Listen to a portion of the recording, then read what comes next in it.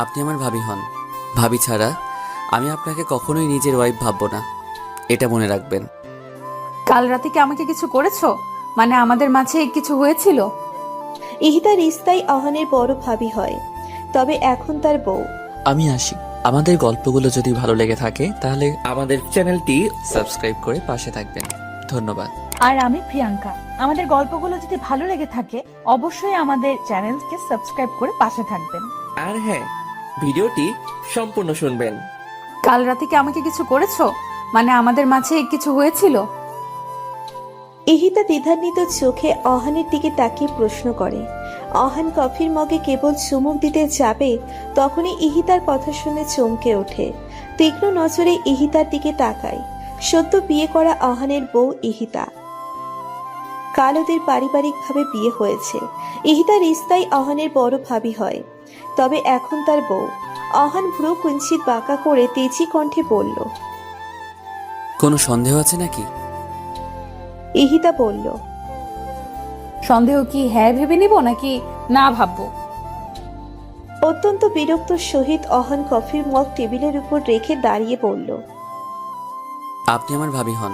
ভাবি ছাড়া আমি আপনাকে কখনোই নিজের ওয়াইফ ভাববো না, এটা মনে রাখবেন। কথাটা বলে রুম থেকে হন হনিয়ে বেরিয়ে যায় অহান। ইহিতা অহানের রাগী চেহারা দেখে মৃদু হাসে। ছোট্ট অহান এখনো ছোট্টটি রয়ে গেছে, রাগ এখনো নাকের ডগাতেই জমানো। 3 বছর পরও শারীরিক কোনো পরিবর্তন হয়নি। যেমনটা আগে দেখেছিল ঠিক তেমনিই আছে অহান। ভাবনার জগৎ থেকে বেরিয়ে ইহিতা বিছানা গোছাতে থাকে। এই সংসারে ইহিতাই প্রথম পা রেখেছিল আরমানের হাত ধরে। তাদের বিয়ের 2 বছরের মাথায় আরমানের কার অ্যাক্সিডেন্টে মৃত্যু হয়। আরমান মারা যাওয়ার পর ইহিতা মানসিকভাবে পুরোপুরিভাবে ভেঙে পড়ে। অহানের বাবা মা যথেষ্ট ভালো মানুষ ছিলেন। ওরা 2 ভাই ছিল, আরমান অহান। তাদের মেয়ে না থাকার দরুন তারা নিজের মেয়ে হিসেবে ইহিতাকে এই বাড়িতেই রেখে দেয়। আরমান মারা গেছে 1 বছর হলো। এর মধ্যে শ্বশুর বাড়ি থাকতেই ইহিতার কয়েকটা বিয়ের সম্বন্ধ আসে। অহানের বাবা আজমল রহমান হামিদা বানুর সাথে আলাপ করে অহানের সাথে ইহিতার বিয়ের ব্যাপারে। হামিদা বানুও এমন কিছু একটা ভাবছিল, সেও এই বিয়েতে সহমত ছিলেন। ইহিতার বাবা মাকে খবর দিয়ে অহান ইহিতার বিয়ের কথা বললে তারাও দ্বিধাবোধ করে না, রাজি হয় এই বিয়েতে। কিন্তু আপত্তিকর বিষয় হলো অহানকে নিয়ে। অহান ছোট থেকে বড় হয় চায়নাতে। সেখানেই পড়াশোনা করার পর ড্রিম ছিল। ডিপ্লোমা ইঞ্জিনিয়ারিং সম্পূর্ণ করেছে। সেখানের একটি কোম্পানিতে জব করছে অহান। ভালো স্যালারি পাওয়ার কারণে অহান সেখানে সেটেলড হতে চায়। কিন্তু 2 দিন আগে ওর মা হামিদা বানু জরুরি তলব দিয়ে বাংলাদেশে আসতে বলে। অহান এত জরুরি তলবের মূল কারণ জানতে চাইলে হামিদা বানু বলে না। বাংলাদেশে আসলে বলা হবে বলে জানাই হামিদা বানু। অহান ছোট থেকে ওর মাকে প্রচন্ড ভয় পায় এবং কি এখনো তার কথা অক্ষরে অক্ষরে পালন করে। কিন্তু আজমল রহমানের সাথে অহানের বন্ধুত্বের মতো সম্পর্ক। বাবা হওয়ার পাশাপাশি সে অহানের বন্ধুও বটে। এই বিষয়টা ওর মাকে বলতে পারে না। সেই বিষয়টা নির্দ্বিধায় আজমল রহমানের কাছে শেয়ার করে। এখনো অহানের কোনো ব্যতিক্রম হলো না। মার জরুরি তলব পেয়ে অহান ছুটে আসে বাংলাদেশ। বাংলাদেশে এসেই জানতে পারে তার বড় ভাইয়ের বউকে বিয়ে করতে হবে, যে কিনা বিধবা নারী হিসেবে সবার কাছে পরিচিত। অহান তার মায়ের মুখের উপর না করতে পারেনি, কিন্তু আকার ইঙ্গিতে অনেকবার হামিদা বানুকে বোঝানোর চেষ্টা করেছে এই বিয়ে করতে পারবে না। কিন্তু হামিদা বানু তার এক কথাই থেকে যায়, বিয়ে করতেই হবে ইহিতাকে। তারপর আর কি, ঘরোয়া ভাবেই বিয়ে সম্পূর্ণ হয় কাল রাতে। অহান নিজের বিয়ে নিয়ে বেশ চিন্তিত ছিল, আর এদিকে ইহিতা রুমে এসে টুপ করে ঘুমিয়ে পড়েছে। অহানকে যেন দেখেও না দেখার ভান ধরে এমনটা করছে। অহান এটা দেখে নিজেকে শান্ত করে। হুটহাট করে বিয়ে হওয়ার কারণে হাজারটা চিন্তা ভাবনা করতে করতে চোখ লেগে আসে। জার্নি করে আসার পর রেস্ট নেওয়ার সময়টুকু পায়নি বিয়ের কারণে। তাই চোখ বন্ধ করার সঙ্গে সঙ্গে সারা রাজ্যের ঘুম এসে জড়ো হয় অহানের চোখের পাতায়। ঘুমিয়ে যায় অহান। সকালে ইহিতার ঘুম ভাঙার আগে অহানের ঘুম ভেঙে যায়। সারা রাত চেয়ারে এক কাতে ঘুমাবার ফলে ঘাড়ে কিছুটা ব্যথা অনুভব করে। ইহিতা তখনও ঘুমে কাঁদা। বিরক্তিকর ভাব নিয়ে ইহিতার দিকে তাকিয়ে রুম থেকে বেরিয়ে কিচেনে চলে আসে। আজমল রহমান ও হামিদা বানুও তখন ঘুম থেকে ওঠেনি। ইহিতার বাবা মা কাল রাতেই চলে যায়। অহান টুকটাক রান্নাবান্নার কাজ পারে। সেই সুবাদে এক মগ ব্ল্যাক কফি বানিয়ে নিয়ে রুমে ফিরে আসে। রুমে এসে বিছানার দিকে তাকাতেই ইহিতাকে দেখতে পায় বসা। বিছানার উপর বসে মাথা নত করে বিড়বিড় করে কিছু একটা বলছে। অহানের তখন ইচ্ছে জাগে তাকে জিজ্ঞেস করতে, কিন্তু কাল রাতে একাই স্বার্থপরের মতো বিছানায় ঘুমিয়েছে। বিধায় কিছু না বলে সেই চেয়ারে এসে বসে। কফির মগে চুমুক দিতেই যাবে, জ্বরের বেগে ইহিতা অহানের কাছে এসে অদ্ভুত ধরনের প্রশ্ন ছুড়ে দেয়। এমন উদ্ভট প্রশ্ন শুনে কফি খাওয়া আর হলো না অহানের। চলে যায় রুম থেকে। কিছুক্ষণ নিজেদের বাগানে ঘোরাঘুরি করে ওর বাবার রুমে বসে। আজমল রহমান তখন রুমে একাই ছিল। আব্বু, এটা কি করলো আম্মু? সকালে আসলাম আর রাতেই আমার বিয়ে দিয়ে দিল, তাও আবার ভাবির সঙ্গে। আজমল রহমান আহানকে হাতের ইশারা করে বলল, আস্তে কথা বলো, তোমার আম্মু শুনতে পাবে। কি আসতে বলবো? আম্মু কেন এমনটা করলো? চায়না থেকে আসার আগে কেন বলেনি আমাকে বিয়ের কথা? আগে বললে তো তুমি আসতে না, তাই তোমাকে জানানো হয়নি। আব্বু, তুমি বুঝতে পারছো আমার বিয়ে হয়ে গেছে, তাও ভাবির সাথে। তাতে কি হয়েছে? বিয়ে তো একদিন তুমি করতেই। তাছাড়া তোমার বিয়ের বয়সও হয়েছে। আর ইহিতা অনেক ভালো মেয়ে, ঠিক সবকিছু মানিয়ে নেবে। আব্বু, ভাবি আমার বড়। হ্যাঁ জানি, 1 বছরের বড়। এটা কোনো ব্যাপার না, আজকাল এগুলো কমন ব্যাপার। আমি এই বিয়ে মেনে নিতে পারবো না, কিছুতেই না। কে কি মানবে না শুনি? গম্ভীর কণ্ঠে কথাটা বলতে বলতে রুমে প্রবেশ করে হামিদা বানু। তীক্ষ্ণ নজর অহানের উপর পড়তেই চট করে দাঁড়িয়ে যায়। ওর আম্মুর এমন চাহনি দেখে অহান রীতিমতো ভয় পাচ্ছে। আজমল রহমান তার স্ত্রীর কাছে এসে বললেন, মানে অহন বলছে নতুন বিয়ে করেছে, কিভাবে কি মানিয়ে নেবে এই আর কি। হামিদা বানু আজমল রহমানের কথা শুনে অহনার দিকে তাকিয়ে বলে, তোমার আব্বু যা বলছে তা কি সত্যি? অহান মাথা নত করে উপরে নিচে দোলায়, যার উত্তর, হ্যাঁ। সেটা নিয়ে তোমাকে এত ভাবতে হবে না। ড্রয়িং রুমে এসো, নাস্তা রেডি। বলেই রুম ত্যাগ করলেন হামিদা বানু। অসহায় চোখে নিচের দিকে তাকিয়ে আছে অহান। আজমল রহমান তার ছেলের বিষয়টা বুঝতে পারছে। অহানের কাছে এসে কাঁধে হাত রাখতেই হাত সরিয়ে অহান রুম থেকে বের হয়ে যায়। অহান ড্রয়িং রুমে এসে চুপচাপ নাস্তা খেতে থাকে। ইহিতা এটা ওটা এগিয়ে দিচ্ছিল। অহানের একটা বিষয় খুব অবাক লাগে। অহান 1 বছর পর বাংলাদেশে এসেছে। হামিদা বানু তার নিজের ছেলেকে যত্ন আত্তি না করে ইহিতাকে করছে দেখে মনে হচ্ছে ইহিতা এ বাড়িতে আজ প্রথম এসেছে। ডিম ভাজা পরোটা অহনার সামনে দিয়ে ইহিতার প্লেটে উঠিয়ে দিচ্ছে। এসব দেখে অহান ইহিতার দিকে ক্ষোভ নিয়ে আর চোখে তাকায়। কোন রকম খাবার খেয়ে রুমে চলে আসে। রাগে একা বিড়বিড় করে বলতে থাকে, এটাই দেখার ছিল, নিজের ছেলের চেয়ে ছেলের বউয়ের প্রতি এত মোহাব্বত। এটা কোনো কথা? ইহিতা চা হাতে রুমে প্রবেশ করে। অহানকে টেবিলে পা উঠিয়ে বসে থাকতে দেখে সামনে এসে বলে, অহান, পা নামাও। অহান কপাল থেকে হাত সরিয়ে কপাল কুঁচকে তাকায় ইহিতার দিকে। ইহিতা ঝাড়ি দিয়ে বলে, আমার দিকে তাকাতে নয়, চেয়ারের উপর থেকে পা সরাতে বলেছি। ঝাড়ি শুনে অহান চট করে মাথা নামিয়ে ফেলে। ইহিতা টেবিলের উপর চায়ের কাপ রেখে বলে, ঠান্ডা হওয়ার আগে চাটা খেয়ে নাও। আমি চা খাই না। এর নিচে যখন খেতেই হবে খাও। বলতে বলতে ইহিতা বিছানায় এসে বসে। অহান চরম বিরক্তি নিয়ে চায়ের কাপের দিকে তাকায়। ইহিতার ফোন হাতে নিয়ে অহানকে প্রশ্ন করে, তোমার কোনো গার্লফ্রেন্ড আছে? না। বয়ফ্রেন্ড? অহান চট করে ইহিতার দিকে ঘাড় ঘুরিয়ে তাকায়, ভ্রু কুচকে বলে, বয়ফ্রেন্ড? হ্যাঁ, বয়ফ্রেন্ড আছে। অবাক হয়ে চোয়াল জোড়া শক্ত করে বলে অহান। আশ্চর্য, আমার বয়ফ্রেন্ড থাকবে কেন? আমি শুনেছি বাইরের দেশগুলোতে ছেলেরাই নাকি ছেলেদের সাথে ডেটে যায়, তারা গার্লফ্রেন্ড বয়ফ্রেন্ডের কর্তব্য পালন করে। ভুল শুনেছেন। তাহলে তুমি বলতে চাইছো তোমার গার্লফ্রেন্ড বয়ফ্রেন্ড কোনোটাই নেই? না, নেই। বউ? যেখানে আমার গার্লফ্রেন্ডই নেই সেখানে বউ আসবে কোথা থেকে? কি আজগবি প্রশ্ন। সত্যিই নেই? না। এবার ইহিতা দাঁড়িয়ে গিয়ে রেগে কোমরে হাত রেখে বলে, তাহলে আমি কে?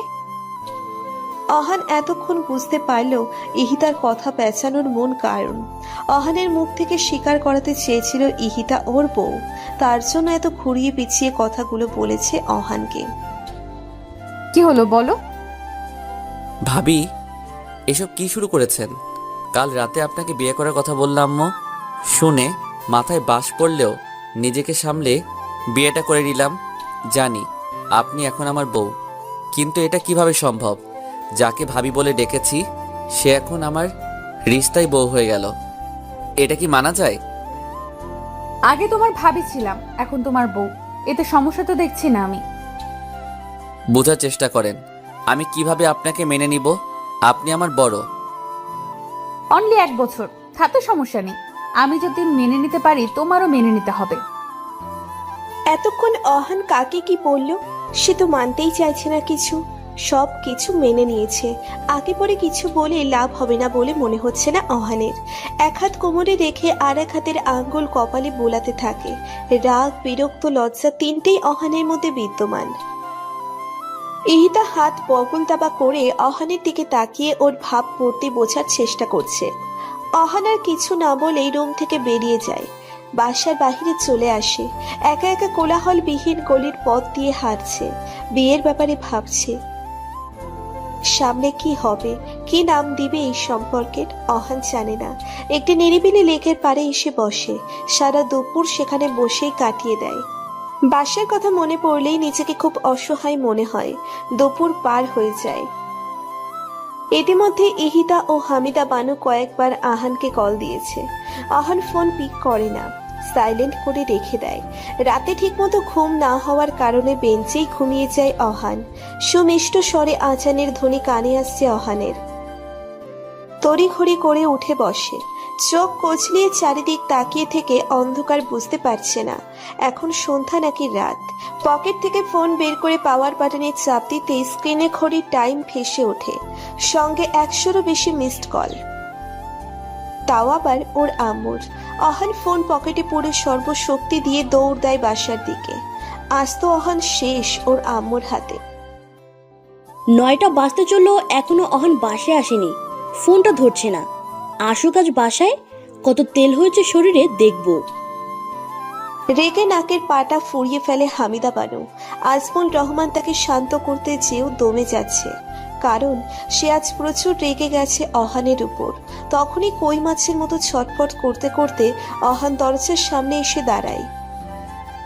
দৌড়ে হাঁপিয়ে গেছে, জোরে জোরে নিঃশ্বাস নিচ্ছে।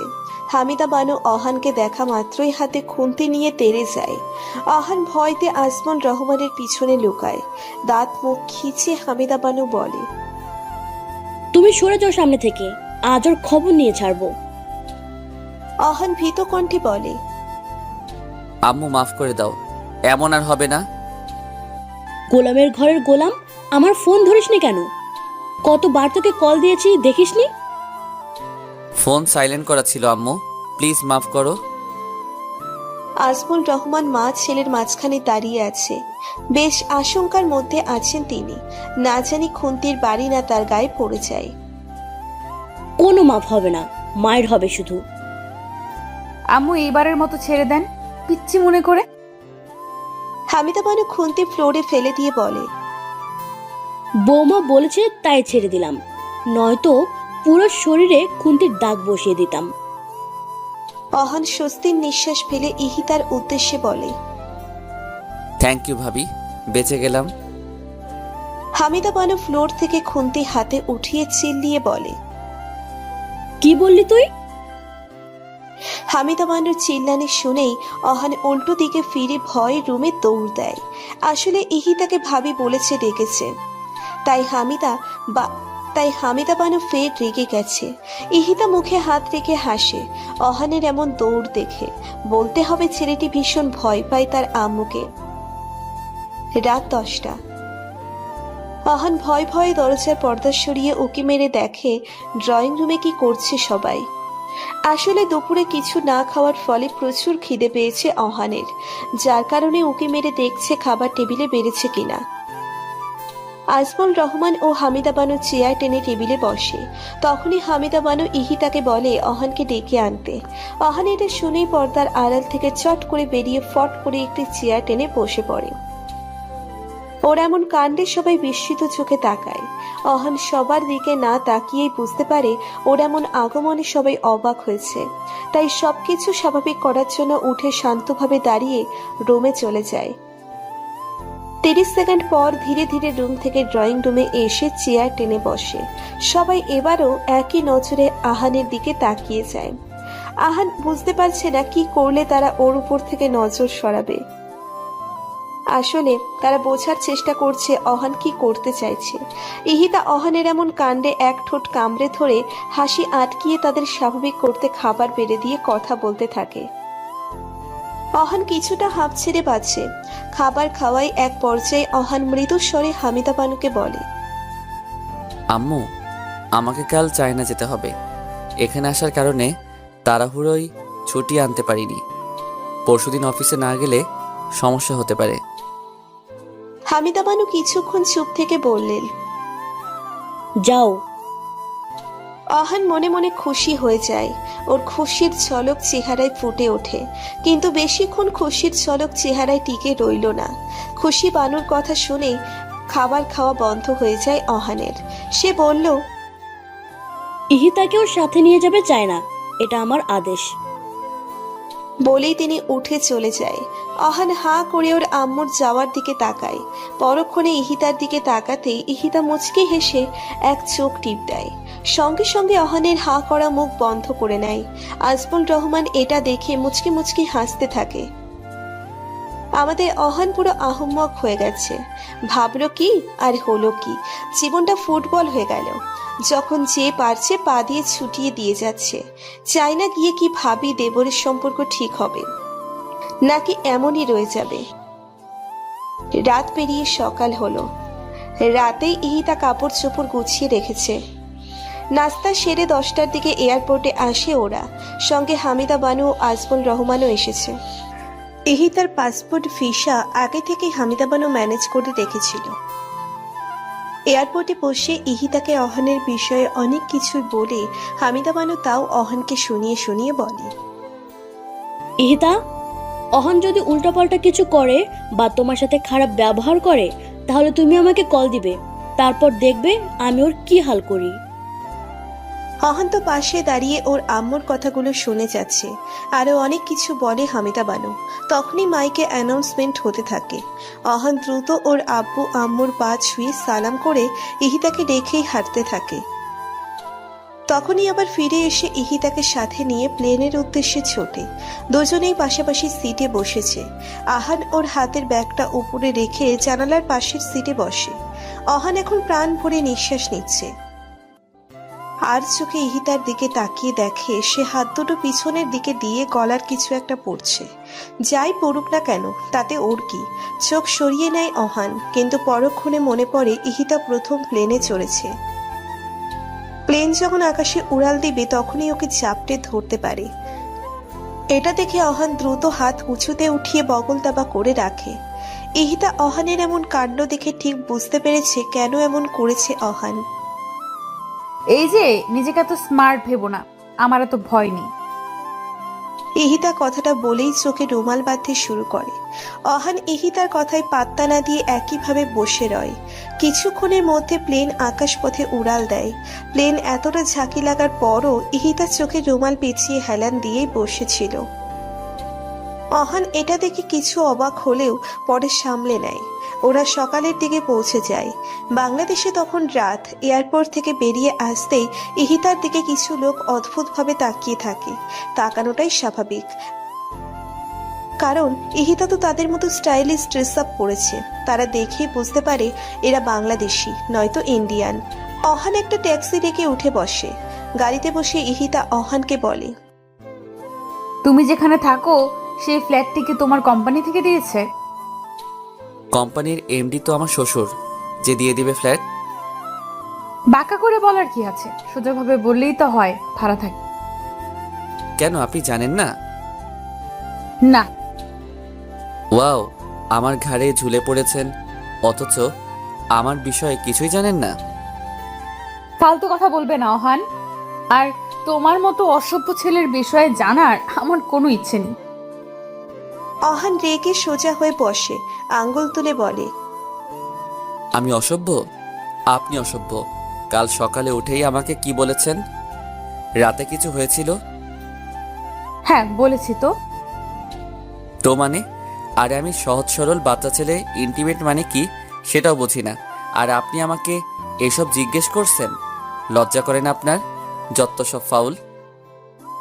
ইহিতা অহানের একটু সামনে গিয়ে ঘাড় কাত করে আস্তে করে বলে, তাহলে বন্ধের দিন ফ্ল্যাটে মেয়ে মানুষ নিয়ে এসে কি লুডো খেলো?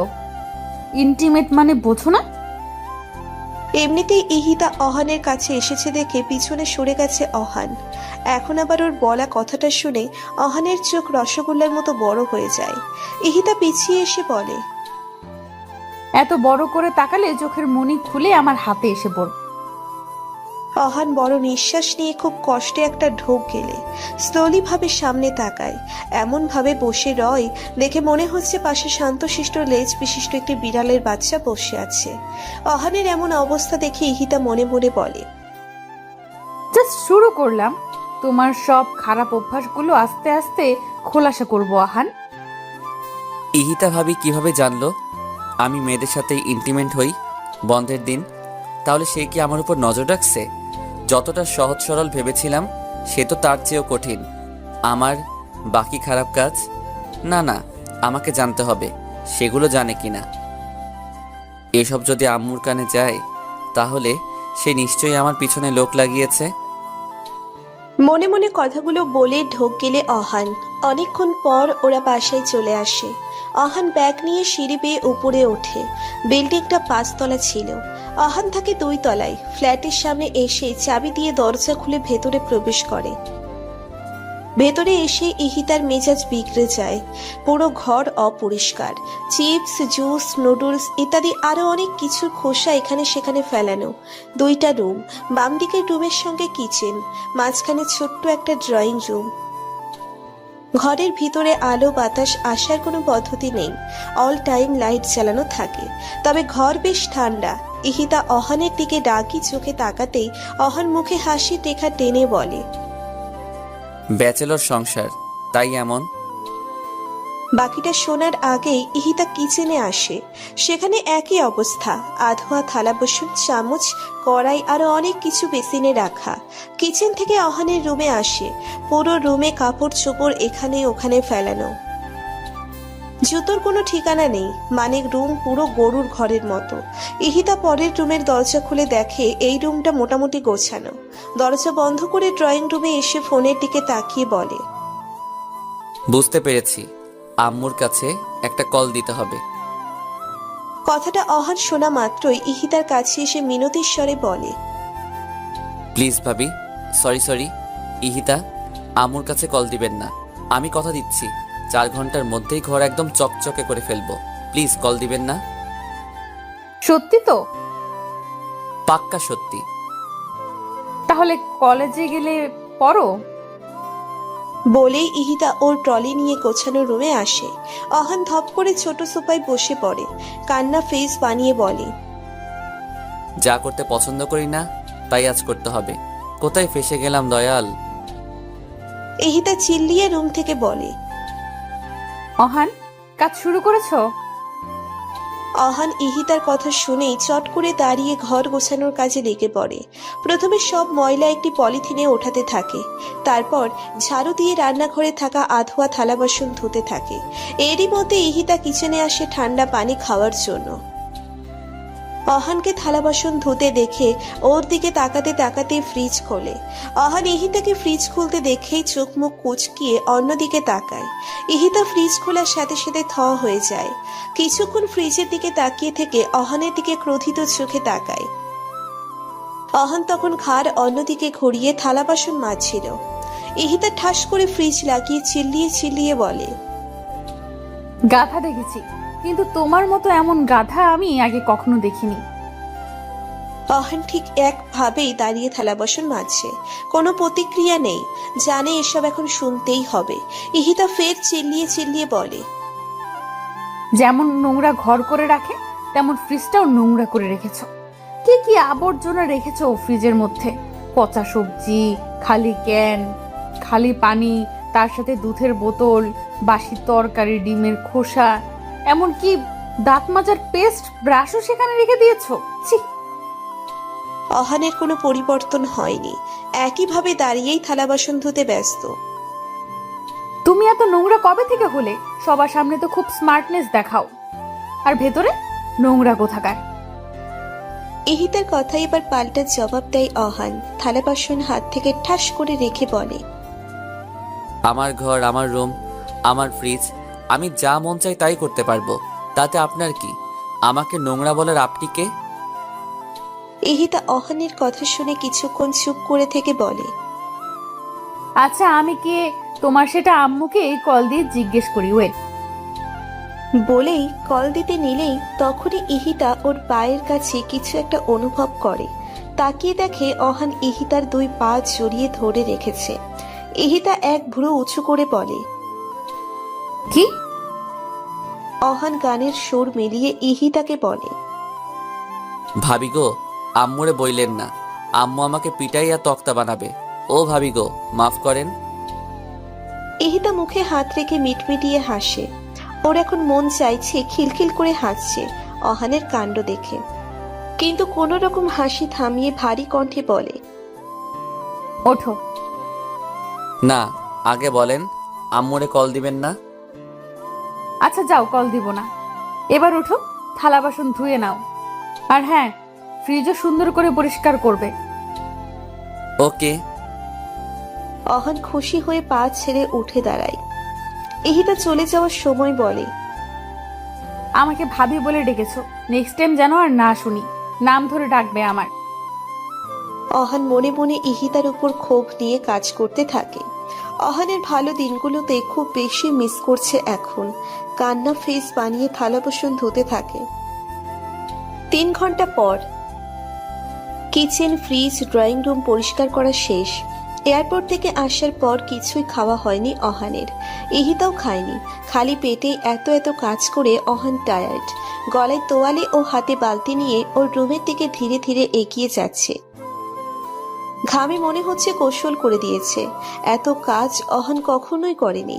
আজ এত কাজ করতে করতে জিহ্বা বাহিরে এসে পড়েছে। বালতিতে পানি নিয়ে নিচের রুমে যাচ্ছে রুম মোছার জন্য। একবার রুমে দিতেই কলিং বেল বেজে ওঠে।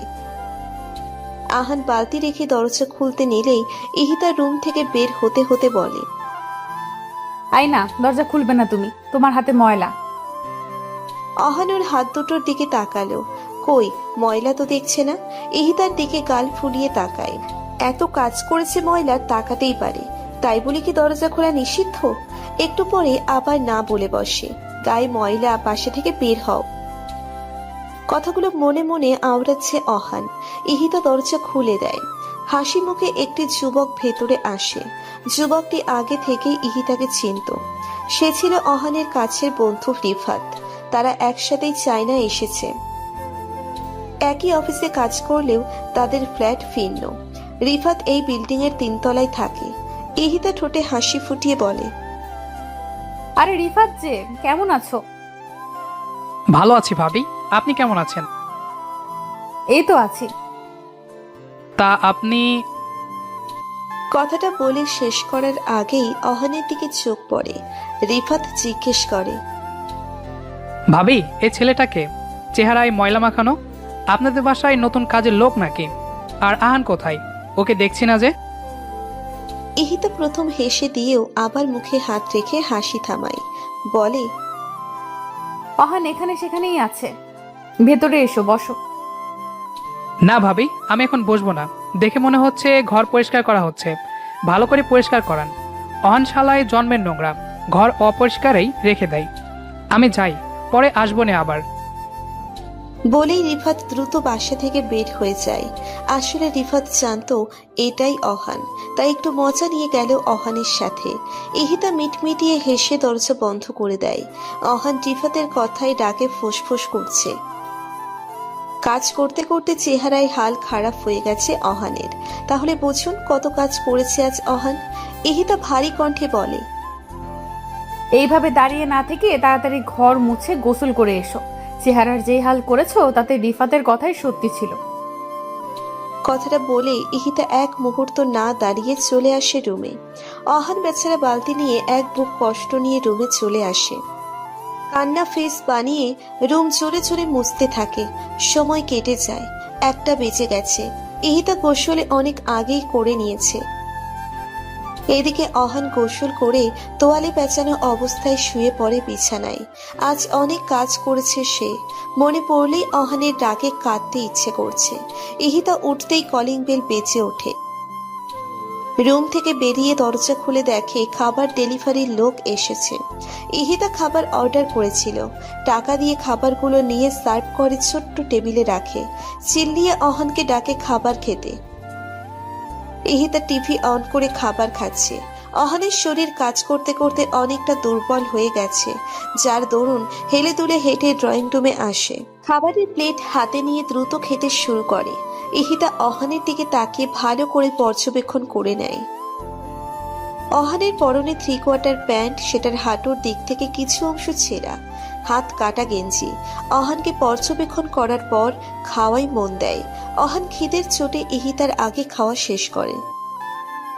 হাত ধুয়ে উঠে চলে যেতে নিলে ইহিতার ডাকে থেমে যায়। পিছনে ফিরে বলে, কি? এটা পড়ো। একটা কাগজের খাম অহানের দিকে এগিয়ে দেয় ইহিতা। এটা কি? রুলস। কিসের? কার? তোমার জন্য, পড়ো। আমার রুলস মানে? এখন এখানে থাকতে হলে কি আমাকে রুলস মেনে চলতে হবে? ইহিতা পানির মগ টেবিলের উপর রেখে বলে, অবশ্যই। পারবো না। আমি পারবো। কি? আম্মুকে কল দিন। অহান কথাটা শুনেই রাগে চোয়াল জোড়া শক্ত করে ফেলে। অনিচ্ছা সত্ত্বেও কাগজের খাম হাতে নিয়ে খুলে পড়তে থাকে। রুলসের 1 নাম্বারটি ছিল প্রতিদিন সকালে যথারীতি সময় উঠে নাস্তা তৈরি করতে হবে, তারপর অফিসে যাবে। দুপুর ও রাতের রাস্তা ইহিতাই করবে। অফিস থেকে এসে ঘরের সব কাজও করতে হবে অহানের। প্রথমটা পড়েই ইহিতার দিকে তাকায়। ইহিতা অহানের দিকে তাকিয়ে বলে, নেক্সট। দ্বিতীয় রুলস ছিল কোনো মেয়েদের সাথে কথা বলা তো দূর, নজরেও তাকানো যাবে না, সব মেয়েদের আপু বলে রাখতে হবে। তৃতীয় রুলস ছিল কোনো ধরনের নেশা জাতীয় দ্রব্য পান করা যাবে না, সেটা সিগারেটই হোক না কেন। আর 10টার আগে বাসায় আসতে হবে। মাঝে মাঝে অফিসে কাজ থাকে, তখন লেট করে বাসায় আসতে হয় আমার। সেই ব্যাপার ভিন্ন। চতুর্থ নাম্বার রুলস ছিল ইহিতার সব কথা পাই টু পাই শুনতে হবে, আর না হলে জাস্ট একটা কল যাবে বাংলাদেশে। রাগে অহান চোখ বন্ধ করে নেয়। রাগে নিঃশ্বাস ফেলে টেবিলের উপর 2 হাত রেখে ইহিতার দিকে ঝুঁকে চেহারার সামনে গিয়ে বলে, যদি আমি আপনাকে এখানে মেরে গুম করে দেই বা আপনার ফোন ছিনিয়ে নেই, তারপর তো আম্মুর সাথে যোগাযোগ করতে পারবেন না, তখন? ইহিতা সেখানে থাকা ছোট্ট চামচ দিয়ে অহানের মাথায় ঠাস করে বাড়ি মেরে দেয়। অহান চামচের বাড়ি খেয়ে ইহিতার কাছ থেকে সরে এসে মাথায় হাত বুলাতে থাকে। ইহিতা টেবিলের নিচ থেকে ফোন বের করে টেবিলের উপর রেখে লাউড স্পিকারে দেয়। তখনই ফোনের অপর পাশ থেকে হামিদা বানুর ছাঁচালো কণ্ঠের স্বর শোনা যায়।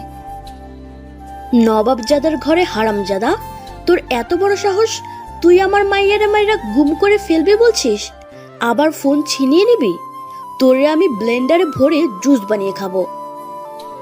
নিজের মায়ের এমন সাজালো কণ্ঠের স্বর শুনে অহান বড় চেয়ে ঢোক গেলে আমতা আমতা করে বলে, আম্মু, আমি তো ইহিদার সাথে মজা করছিলাম। তুমি এটা সিরিয়াসলি নিচ্ছ কেন?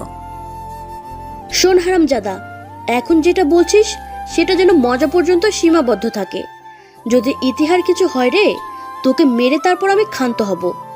আর ইতিহা তোর ভাবি নয়, বউ হয়, কথাটা মনে রাখিস। বলেই লাইন কেটে দেয় হামিদা বানু। অহান কপালে হাত রেখে বসে পড়ে সোফায়। ইহিতা বাঁকা হেসে খেয়েই যাচ্ছে।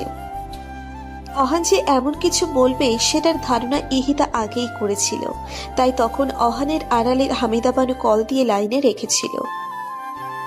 ছোট্ট টেবিলের উপরে খাবার রেখে ফ্লোরে বসে খাচ্ছিল ইহিতা, আর ফোন তার পাশেই রেখেছিল, যার কারণে হামিদা বানু অহানের বলা কথাগুলো সহজেই শুনতে পায়। ইহিতা প্লেটে হাত ধুয়ে উঠে দাঁড়িয়ে রুমে যাওয়ার আগে বলে যায়, টেবিল পরিষ্কার করে প্লেটগুলো ধুয়ে রেখো। অহান চেয়ার আর কান্না ভাব ফুটিয়ে ময়লা প্লেট বেসিনে রাখতে লাগলো। অহান ভালো করেই বুঝে গেছে এখন থেকে কাজ করেই জীবিকা নির্বাহ করতে হবে, তাও ঘরের জন্য। রাতে অহান ইহিতা যে রুমে ঘুমিয়ে আছে, সারাদিন খাটাখাটনি করার ফলে অহান ঠিক ঘুমিয়ে আছে, কিন্তু ইহিতা এখনো জেগে আছে। জানালার গ্রিল ধরে দাঁড়িয়ে আছে। জানালার গ্রিল ভেদ করে চাঁদের আলো ইহিতার গায়ে এসে পড়েছে। এক হাত দিয়ে জানালার গ্রিলের ফাঁকায় হাত দিয়ে এক দৃষ্টিতে চাঁদের দিকে তাকিয়ে আছে। চোখ মুখ ক্লান্তিহীন, কোথায় একটা উদাসীন বিষাদের ছায়া। সুন্দর চোখ জোড়াতে অদ্ভুত শূন্য দৃষ্টি। অন্য হাতে ছোট্ট একটি ছবির ফ্রেম। সেই ফ্রেমের উপর চাঁদের আবছা আলোয় অস্পষ্ট বোঝা যাচ্ছে কোনো যুবকের ছবি। ইহিতা সন্তর্পণে দীর্ঘশ্বাস ছাড়ে। জানালা লাগিয়ে বিছানায় এসে বসে। বালিশের নিচে ছবির ফ্রেমটি রেখে শুয়ে পড়ে। সকালে ছবির অ্যালার্মের শব্দে ঘুম ভাঙে অহানের। আড়ামোড়া ভেঙে বিছানা ছেড়ে উঠে মেইন দরজা খুলে দুধের বোতল ও নিউজ পেপার নিয়ে ভেতরে আসে। শুরু করে দেয় ব্রেকফাস্ট বানানোর কাজ। 1 ঘন্টা পর সব খাবার টেবিলে সাজিয়ে ফ্রেশ হতে চলে যায়। ততক্ষণে ইহিতা ঘুম থেকে উঠে গেছে। বাহিরে এসে খাবার রেডি দেখে ফোনে একটা ছবি তুলে হামিদা বানুর কাছে পাঠায়। অহান পুরো অফিসের জন্য রেডি হয়ে বের হয়। ইহিতার খাবারের প্লেট আর অহানের খাবারের প্লেট আলাদাভাবে রাখা ছিল। অহানোর প্লেট কাছে নিয়ে খাবার খেতে শুরু করলে ইহিতা ওর প্লেট নিজের কাছে নিয়ে এসে ওর প্লেটটা অহানের কাছে দেয়। অহান ক্ষোভ নিয়ে ওর দিকে তাকাতে থাকে। ইহিতা ইশারায় ওকে খেতে বলে। অহান খেতে শুরু করে। খাওয়ার পর্ব ঠিকঠাক থাকলেও যখন অহান অফিসে যাবে তখন ঘটে বিপত্তি। ইহিতা অহানকে অদ্ভুতভাবে রেডি করিয়ে দেয়। যেমন মাথায় তেল দিয়ে মাঝখান থেকে সিথি করে দিয়েছে, শার্টের হাতা ভোলা টানা খুলে বোতাম লাগিয়ে শার্ট ইন করে দিয়েছে। পুরো ঠিকঠাক করানোর পর ইহিতা একটা ছবি তোলে, গালে হাত দিয়ে অহানের দিকে তাকিয়ে বলে, এবার ঠিক আছে? অহান ঠোঁটে কৃত্রিম হাসি ফুটিয়ে বলে, আমি এখন যাই। হ্যাঁ যাও। অহান কান্না ফেস নিয়ে দরজা খুলে বের হতে থাকে। কি ছিল আর এখন কি হয়ে গেল? সেই স্মার্ট ড্যাশিং লুক আলা অহান এখন খেতে পরিণত হয়েছে। এটা কোথাকার বিচার?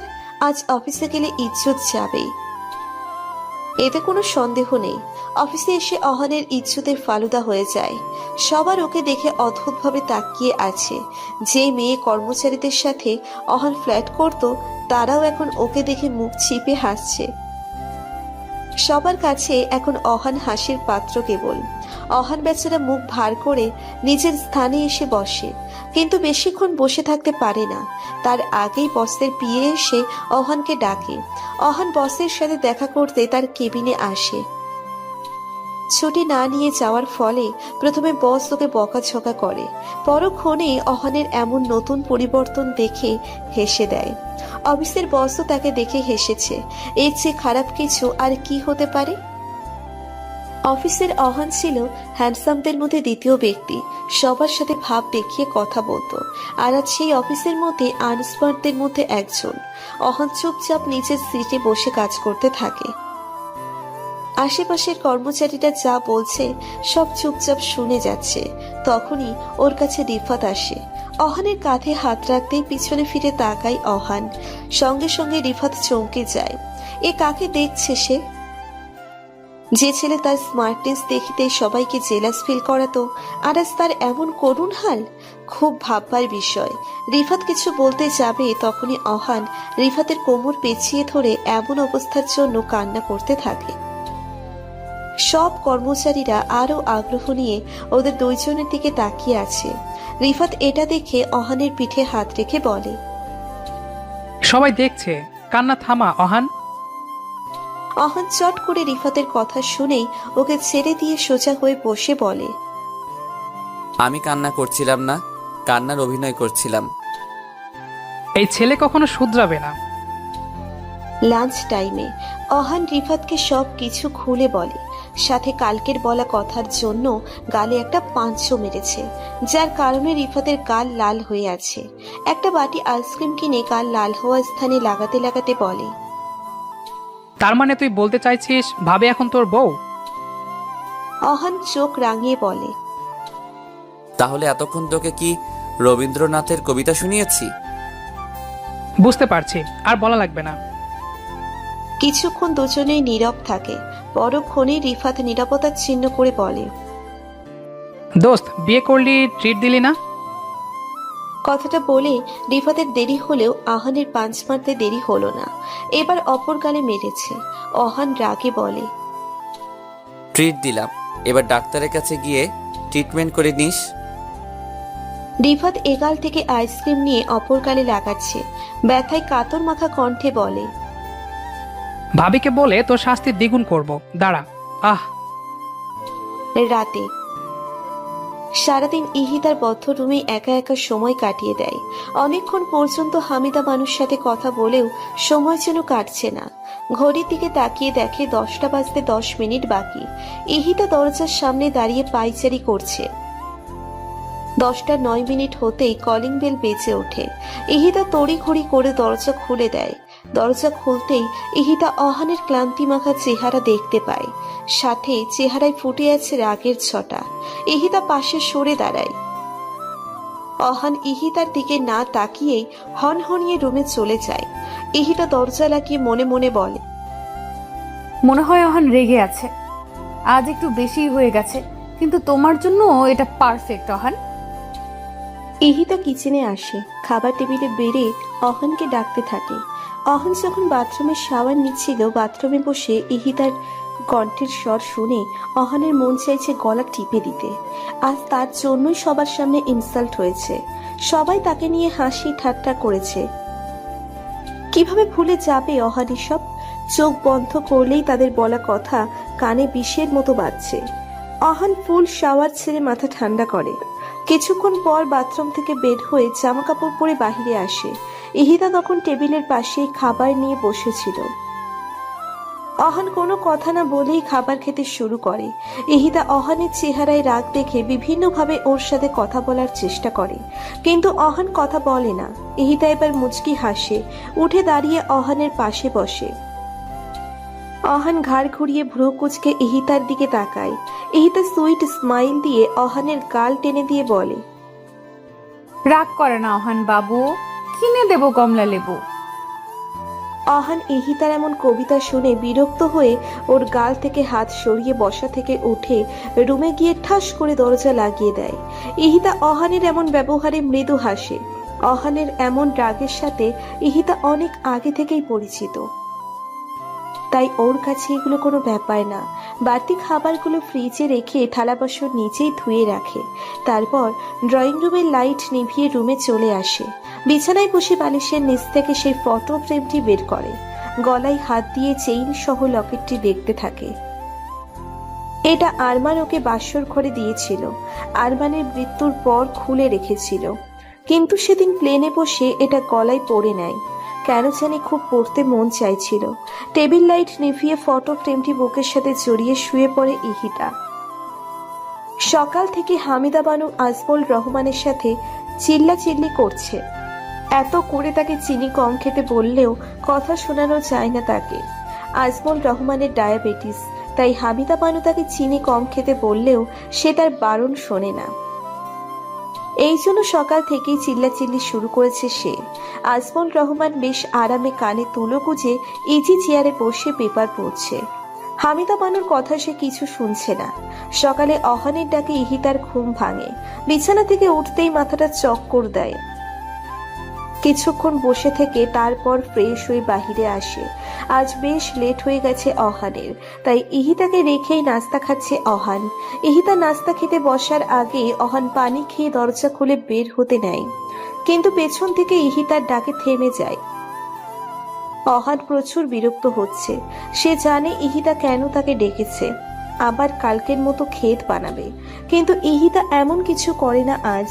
অহানের সামনে এসে চুলগুলো হাত দিয়ে ঠিক করে নেয়, শার্টের কলার নামিয়ে হাতের বোতাম লাগিয়ে দেয়। তারপর অহানের কাছ থেকে দূরে সরে চোখের ইশারায় যেতে বলে। অহান দ্রুত চলে যায়। সিঁড়ি দিয়ে নামতে নামতে অহান হাত ঘড়ি দেখতে থাকে। আজ অনেক লেট সে। ট্যাক্সি করে কোনো মতে অফিসে পৌঁছেই কারোর সাথে কথা না বলে নিজের কাজ করতে থাকে। আজকে আর কেউ অহানকে দেখে হাসাহাসি করেনি, সব কিছু স্বাভাবিকই ছিল। ইহিতা ফ্ল্যাট থেকে নিচে নেমে বাহিরের পরিবেশটা দেখছে। সব কিছু ভিন্ন হতেই হবে, কারণ এটা তো আর বাংলাদেশ নয়। পাশের বিল্ডিং এর কিছু বাচ্চারা বল নিয়ে খেলছে। ইহিতা বাচ্চাদের দিকে কিছুক্ষণ তাকিয়ে থাকে। তখনই একজন যুবক ও যুবতী তাদের দুজনকে কথা কাটাকাটি করতে দেখে তাদের মধ্যে কোনো বিষয় নিয়ে ঝগড়া লেগেছে।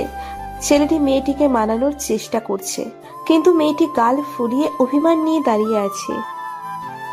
তাদেরকে দেখে ইহিতার বুক চিরে দীর্ঘশ্বাস বেরিয়ে আসে। ঠোঁটে বিষাদময় হাসি ফুটিয়ে বাসার ভেতর চলে যায়। সিঁড়ি বেয়ে উঠতে উঠতে ইহিতার চোখ থেকে পানি ঝরতে থাকে, কিন্তু ইহিতা তোয়াক্কা করে না। এক পর্যায়ে ইহিতা সিঁড়িতে বসে পড়ে, হো হো করে কেঁদে দেয়। চাপা কান্না জিয়ার বুকের মাঝে দমিয়ে রাখতে পারছে না। খুব মনে পড়ছে আরমানের কথা, তার সাথে কাটানো মুহূর্তের কথা। এখন নিজেকে বড্ড একা মনে হচ্ছে। তাকে সামলানোর মতো এখানে কেউ নেই, সে একা। লাঞ্চ টাইমে অহান একা বসে কিছু একটা ভাবতে থাকে। রিফাত পাশে বসে নীরবে কফি খেয়ে যাচ্ছে। আমার ভালো দিনগুলো সে মাটি করে দিয়েছে। না পারি মেয়েদের সাথে ঠিক করে কথা বলতে, না পারবো ফুর্তি করতে। কয়দিন ধরে নেশাও করতে পারছি না। ইয়াবার প্যাকেট কাল রাতে রুমে খুঁজে পাইনি। নিশ্চয়ই ইহিতা ভাবে ফেলে দিয়েছে। এমন ভাবে চলতে দিলে হবে না, আমি পুরো বরবাদ হয়ে যাব। আমাকে কিছু করতে হবে। আজকে থেকে সে নয়, বরং আমি তাকে জ্বালাবো। কিভাবে সেটা সে বুঝতেই পারবে না। অহানের ভাবনা চিৎ করে রিফাতের ডাকে। অহান ভাবনাকে পাশে ফেলে কফি খেতে থাকে। আজ অহান আর রিফাত বাসায় তাড়াতাড়ি ফিরেছে। অহান ফ্রেশ হয়ে ওর প্রথম কাজ আইডিয়া কাজে লাগায়। ড্রয়িং রুমে লম্বা করে সয়াবিন তেল ফেলে রাখা। মনে মনে অহান ইহিতার পুড়ে যাওয়ার দৃশ্যের কথা ভেবে বেশ খুশি হয়। তেলের বোতল জাগা মতো রেখে শয়তানি হাসি দিয়ে রুমে এসে দরজা লাগিয়ে অপেক্ষা করতে থাকে। ইহিতা বাইরে এসে ড্রয়িং রুমের ফ্লোরে পা রাখতে যাবে, তখনই কিছু একটা দেখতে পাই। বসে হাত দিয়ে দেখে এটা তেল। ইহিতা মুচকি হাসে। ভালো করেই বুঝতে পারে এটা কার কাজ আর কেন করেছে। ইহিতা অহানের আইডিয়াকে একটু ভিন্ন দিকে মোড় ঘুরিয়ে দেয়। ওর রুমের সামনে তেল ফেলে রাখে, তারপর রুমে চলে আসে। অনেকক্ষণ পরও অহান ইহিতার চিৎকারের আওয়াজ শুনতে পাচ্ছে না দেখে রেগে যাচ্ছে। দরজা খুলে এক পা বাইরে রাখতেই থপাস করে চিৎপাত হয়ে পড়ে যায় অহান। কিছু পড়ে যাওয়ার শব্দ শুনে ইহিতা রুম থেকে বের হয়। দরজার সামনে দাঁড়িয়ে ইহিতা অহানের দিকে গম্ভীর মুডে তাকিয়ে থাকে। অহান কোমরে হাত রেখে ওর আম্মুকে ডাকছে। ইহিতাকে দেখে শান্ত ভঙ্গিতে বলে, পানি ছিল তাই স্লিপ কেটে পড়ে গেছি। শুনেই ইহিতার রুমে চলে আসে। রুমে এসে মুখে হাত দিয়ে থাকে। অহান চিত হয়ে শুয়ে পড়ে। মনে মনে বলে, কে পড়ার কথা ছিল আর কে পড়ে গেল, এই আইডিয়া ক্যান্সেল। সকালে ইহিতা আজ তাড়াতাড়ি ঘুম থেকে উঠেছে। অহান ইহিতাকে উঠতে দেখে ও নতুন প্ল্যান শুরু করে। ফ্রিজের লাইনের তারের সাথে কিছু একটা করে লাইন তার কেটে দেয়। ইহিতা যখন কিচেনে আসছিল তখন অহানকে ফ্রিজের কাছে বসে থাকতে দেখে আড়ালে লুকিয়ে যায়। ইহিতা বুঝতে পারে অহানকে নতুন কোনো ফাঁদে ফেলার চেষ্টা করছে। ঈশিতা হাসে। অহানোর কাজ সেরে ডিম অমলেট বানাতে শুরু করে। এখন অহান ইহিতার কিচেনে আসার অপেক্ষা করছে। অহানের অপেক্ষা অবসান ঘটে। ইহিতা কিচেনে এসে অহানের দিকে তাকিয়ে ফ্রিজ থেকে একটি ঠান্ডা পানির বোতল বের করে নিয়ে চলে যায়। অহান বোকা হয়ে যায়। এতক্ষণে তো ইহিতার কারেন্টের শক খাওয়ার কথা, খেলো না কেন? ফ্রিজের সামনে এসে বিষয়টা ভালো করে পর্যবেক্ষণ করলো। তারপর এক হাত দিয়ে ফ্রিজ খুলতে নিলেই চরমভাবে শক খায়। শক খেয়ে কাঁপছে অহান। একটু পরেই আপনা আপনি শক খাওয়া বন্ধ হয়ে যায়। হাত সরিয়ে নিয়ে অহান জোরে জোরে নিঃশ্বাস নেয়। ইহিতা ধরলো তখন কিছু হলো না, আর আমি ধরলাম তখনই সব। রেগে কথাটা বলেই যে তারগুলো লাগিয়েছিল সেগুলো ছিঁড়ে ফেলে অহান। রাগে কিচেন থেকে বের হয়ে যায়। ইহিতা কিচেনে এসে অহানের এমন অবস্থা দেখে অনেক মজা পায়। কিচেন থেকে বেরিয়ে রুমে চলে যায়। আসলে ইহিতা যখন পানি নিতে ফ্রিজের কাছে আসবে তার আগেই মেইন সুইচ অফ করে দেয়। তাই নিঃসংকোচে ফ্রিজ থেকে পানি নিয়ে চলে যায় এবং মেইন সুইচ অন করে দেয়। যখনই অহান ফ্রিজ খোলার জন্য হাত বাড়ায় তখন সে শক খায়। বেচারা অহান তার কাছে এসব বেমালুম। 3 দিন কেটে যায়। অহান এই 3 দিনে ইহিতাকে ওর ফাঁদে ফেলতে পারেনি। কোনো না কোনো ভাবে ইহিতা অহানের ফাঁদে ধরে ফেলেছে। অহান আর ইহিতা এমন লুকোচুরি খেলা বেশ ভালোই চলেছে এই 3 দিনে। শেষে অহান হার মেনে নেয়। আজ অহানের অফ ডে, তাই সে ইহিতাকে নিয়ে ঘুরতে বের হয়। তাও ওর আম্মুর কথায়। অহান রাজি ছিল না। চায়নার একটি বড় পার্কে আসে ওরা দুজন। ইহিতা সেখানকার বাকি মানুষদের দিকে তাকিয়ে থাকে। কারো নাক বোঝা, কারো চোখের নিচের অংশ ফুলানো, মানে চায়নাদের দেখতে যেমন হয় আর কি। তাদের ভাষা শুনে ইহিতা কিছুই বুঝতে পারে না, কিন্তু অহান বুঝতে পারে এবং কথাও বলতে পারে। ইহিতা অহানকে নিয়ে একটি দোকানে আসে। সেখানে বিভিন্ন রঙের গোল গোল ললিপপ বিক্রি করছে। ইহিতা অহানকে কিনে দিতে বললে অহান প্রথমে মুখ ঘুরিয়ে রাখলেও পরে কিনে দেয়। ইহিতা নিজের ও অহানের জন্য ললিপপ নেয়। মজা করে ইহিতা ললিপপ খেলেও অহান হাতে নিয়ে বিরক্তিকর ভাব নিয়ে হাঁটছে। ইহিতা অহান একটা বেঞ্চে বসে। অহান মুখ ভার করে রাখে আর ইহিতা ললিপপ খেতে থাকে। তখনই ইহিতার নজর কিছু বাচ্চাদের উপর পড়ে। তারা কানামাছি খেলছিল। ইহিতা অহানের হাতে ওর খাওয়া ললিপপটা ধরিয়ে দিয়ে বাচ্চাদের কাছে যায়। অহান বিরক্ত ও রাগ নিয়ে ইহিতার খাওয়া ললিপপটার দিকে তাকিয়ে বলে, এটা আমার হাতে দেওয়ার কি হলো? ধ্যাত। বলেই ফেলে দিতে নিলে পরক্ষণে হাতেই রাখে। বলে, ফেলে দিলে যদি আবার আম্মুর কাছে নালিশ দেয়? বলা তো যায় না। বিরক্ত হয়ে হাতেই ধরে রাখে ললিপপ। অনেকক্ষণ পর ইহিতা ফিরে এসে অহানের হাত থেকে ললিপপ নিয়ে খেতে যাবে, তখন অহান সেটা ফেলে দেয়। ইহিতা রাগ নিয়ে চোখ ছোট ছোট করে অহানের দিকে তাকাতেই অহান বলে, আসলে অনেকক্ষণ পর্যন্ত ললিপপটা খোলা ছিল, তাই ফেলে দিয়েছি। আপনি আমারটা নিন। বলেই অহান ওর ললিপপটি ইহিতার দিকে এগিয়ে দেয়। ইহিতা অহানের কথা শুনে ঘাড় হালকা কাত করে বলে, বাবা, যে কিনা এই 3 দিন ধরে আমার ক্ষতি করার জন্য উঠে পড়ে লেগেছে, আজ সে আমাকে তার নিজের ললিপপ দিচ্ছে। অহান চট করে ঘাড় গড়িয়ে দেয়। মনে মনে বলে, শিট, ইহিতা এটা জানলো কিভাবে? তারপর পরক্ষণে ঘাড় ঘুরিয়ে কথা পাল্টে বলে, না খেলে আমি খেয়ে নিচ্ছি। কথাটা শুনেই ইহিতা চট করে অহানের হাত থেকে ললিপপ নিয়ে অহানের গাল টেনে টেনে বলে, না না পিচ্ছি, অহান দিয়েছে আর আমি খাবো না, ধন্যবাদ অহান। বলেই উঠে চলে যায় ইহিতা। অহান গালে দুহাত রেখে ইহিতার যাওয়ার পানে তাকিয়ে বলে, আমার গাল এবার ঝুলেই যাবে। এই কয়দিনে যা টেনেছে, কথায় কথায় খালি গাল টানে, ফাজিল একটা। অনেকক্ষণ অহান ইহিতা সেখানে বসে সময় কাটায়। ইহিতার মনটা আজ বেশ ফুরফুরা হয়ে গেছে। অনেকদিন পর এতটা খুশি হয়েছে সে। সেখান থেকে যাওয়ার সময় রাস্তার পাশেই ইহিতা একজন ছোট্ট 4-5 বছরের মেয়ে ও অন্ধ একটি বৃদ্ধ লোককে দেখতে পায়। সামনে একটি থালা রেখে ভিক্ষা চাইছে তারা। ইহিতার খুব খারাপ লাগে। অহানকে টেনে তাদের সামনে নিয়ে এসে বলে, অহান, আমাকে কিছু টাকা দাও। এই ছোট লোকদের দিবেন? মুখটা বন্ধ রাখো আর টাকা দাও।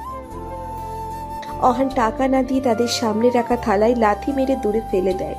রেগে জোরে জোরে বলে, এদের মতো ছোট লোকদের জন্য আমি টাকা উপার্জন করি না। আপনার দিতে মন চাইলে আপনি নিজে দিন।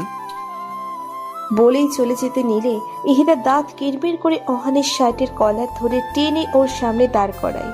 দাঁত মুখ খিচে বলে, ছোট লোক তারা নয়, ছোট লোক তুমি। তোমার মন। তুমি কি পশু? নিশ্চয়ই না। এদের মতোই সাধারণ মানুষ, যারা মানুষকে দান করে, মানুষের সাহায্যে এগিয়ে যায়, তারাই বড় মনের মানুষ হয়। তোমার মতো জঘন্য লোকেরা কখনোই বড় মনের মানুষও বড় লোক হতে পারে না। ভুলে যেও না, তুমি একজন মুসলিম ঘরের ছেলে। তোমার উপর জাকাত ফরজ হয়েছে অনেক আগেই। মানুষকে ভালোবাসতে শেখো। সব সময় গরিবের থালে লাথি মেরে তাদের অপমান করে নিজেকে বড় মনে করো না। আর তুমি এসব লোকদেরই ছোট লোক বলে মনে করি। কথাগুলো এক নিঃশ্বাসে বলেই ইহিতা সেই প্লেট ও টাকাগুলো কুড়িয়ে তাদের সামনে রেখে দেয়। সঙ্গে কিছু টাকাও তাদের প্লেটে দিয়ে অহানকে রেখেই আগে আগে হাঁটতে থাকে। অহান একইভাবে দাঁড়িয়ে আছে। বেশ আশ্চর্য হচ্ছে সে। ইহিতার লাস্টের কথা শুনে অহান এখনো ঘোরের মাঝে আছে। ওর মাথায় আজ কাজ করছে না। ইহিতা কি করে জানলো সবসময় তাদের সাথে এমন আচরণ করে, গরিব মানুষদের অপমান করে? সব তালগোল পাকিয়ে যাচ্ছে। কে ওর বিষয়ে সবকিছু ইহিতাকে বলল? কে? অহান সেখান থেকে চলে যাওয়ার আগে একবার তাদের দিকে তাকায়, তারপর চোখ সরিয়ে চলে যায়। ইহিতা রোডের পাশে দাঁড়িয়েছিল। অহান ইহিতাকে দেখতে পেয়ে সেখান থেকে ট্যাক্সি নেয়। অহান আগে ট্যাক্সিতে উঠে বসে। ইহিতা ওর পাশে না বসে ড্রাইভারের সিটে বসে। এতে অহান ও ড্রাইভার কিছুটা অবাক হয়, তবুও তারা কিছু বলে না, চুপ করে থাকে। ড্রাইভার গাড়ি চালাতে থাকে। অহান বুঝতে পেরেছে ইহিতা বেশ রেগে আছে ওর উপর। ওরা পৌঁছে যায়। অহান রিফাতের ফ্ল্যাটে আসে। রাগী ভাব নিয়ে সোফায় চুপ করে বসে থাকে। রিফাত অহানের চেহারায় রাগের আভা দেখে ওর পাশে বসে বলে, কিছু হয়েছে কি? অহান রাগী কণ্ঠে তীক্ষ্ণ নজরে রিফাতের দিকে তাকিয়ে বলে, বিয়ার আছে? না, জানিস তো আমি এসব খাই না। অহান রিফাতের উপর থেকে নজর সরিয়ে নেয়। রাগী দৃষ্টিতে কিছুক্ষণ ফ্লোরের দিকে তাকিয়ে থাকে। এরপর কিছু না বলেই ফ্ল্যাট থেকে বের হয়ে যায়। বাসায় না গিয়ে বেরিয়ে আসে বাহিরে। জোরে জোরে ফুটপাত দিয়ে হাঁটতে থাকে। সামনেই একটি বার ছিল। ভেতরে যাওয়ার জন্য পা বাড়াতেই ইহিতার কথা মনে করে থেমে যায়। রাগে চোখ বন্ধ করে সামনে থাকা দেওয়ালে ঘুষি মারে। তারপর আবার রাস্তা দিয়ে হাঁটতে থাকে। ভেতরে যাওয়ার জন্য পা বাড়াতেই ইহিতার কথা মনে পড়ে থেমে যায়। রাগী চোখ বন্ধ করে সামনে থাকা দেয়ালে ঘুষি মারে। তারপর আবার রাস্তা দিয়ে হাঁটতে থাকে। সারাদিনে আহান বাসায় যায়নি। একটি পার্কে বসে সময় কাটিয়েছে। এখন রাত 9টা বাজে। ইহিতা লাইফে আসার পর জীবন নষ্ট হয়ে গেছে। না পারছে ঠিকমতো বাঁচতে, না পারছে ঠিকমতো চলতে। সব সময় তার কথা অনুযায়ী চলতে হয়। এভাবে চলতে থাকলে পাগল হয়ে যাবে। কথাগুলো মনে মনে ভাবছে আর হাঁটছে অহান। হঠাৎ আকাশে বিদ্যুৎ চমকালো, সাথে জোরে বাতাসও বইতে শুরু করেছে। মনে হয় খুব জোরে বৃষ্টি হবে। কিছু দূর যেতেই খুব জোরে বৃষ্টি শুরু হয়। রাস্তায় যে মানুষজন ছিল তারা দৌড়তে শুরু করে। কেউ কেউ ছাউনির নিচে দাঁড়িয়ে আছে, কেউ গাছের নিচে। বৃষ্টি থামার অপেক্ষা করছে তারা। কিন্তু অহান এসব তোয়াক্কা না করে ধীরে ধীরে পায়ের সামনের দিকে এগিয়ে যাচ্ছে। মনে আছে একরাশ ক্রোধ, সেটা শুধু ইহিতাকে নিয়েই। আর থাকবে নাই বা কেন?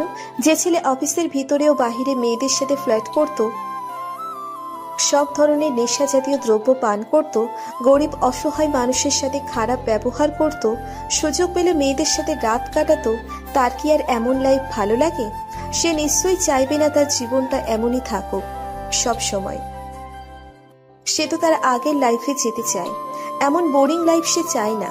ভীষণ রাগ হয় তার ধারণা আশেপাশের মানুষ এখন তাকে দেখে হেসে মজা নিচ্ছে, কানাঘুষা করছে, যেগুলো অহানের কাছে খুব বিষাক্ত মনে হচ্ছে।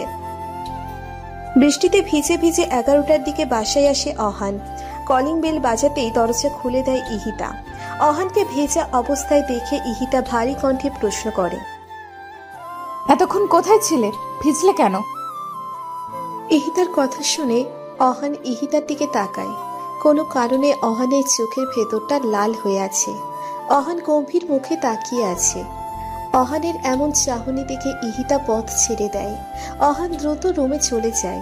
ইহিতা দরজা লাগিয়ে দেয়। অহানের এমন চাহনীয় অবস্থা দেখে ইহিতাকে বেশ ভাবাচ্ছে।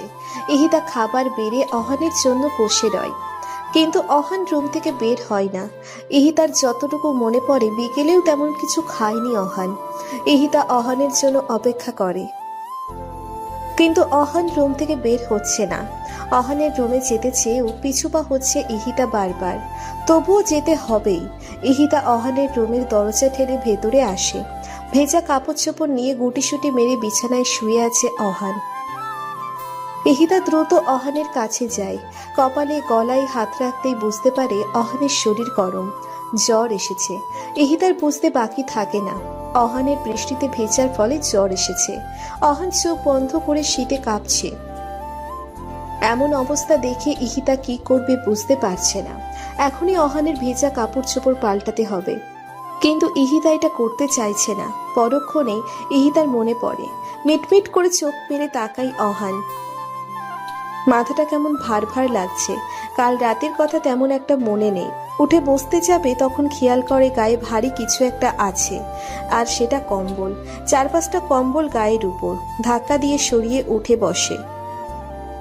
ঘাড় ঘুরিয়ে ডান দিকে তাকাতেই ইহিতাকে বিছানার পাশে টুলে বসে আপেল খেতে দেখতে পায়। ইহিতা অহানকে বিছানায় উঠে বসে ওর দিকে তাকাতে দেখে ভ্রু উঁচু করে, যার মানে কি? অহান চোখে মুখে বিরক্তি ভাব ফুটিয়ে তুলে অন্যদিকে তাকাতে যাবে, তখনই নিজেকে বিবস্ত্রহীন মনে করে।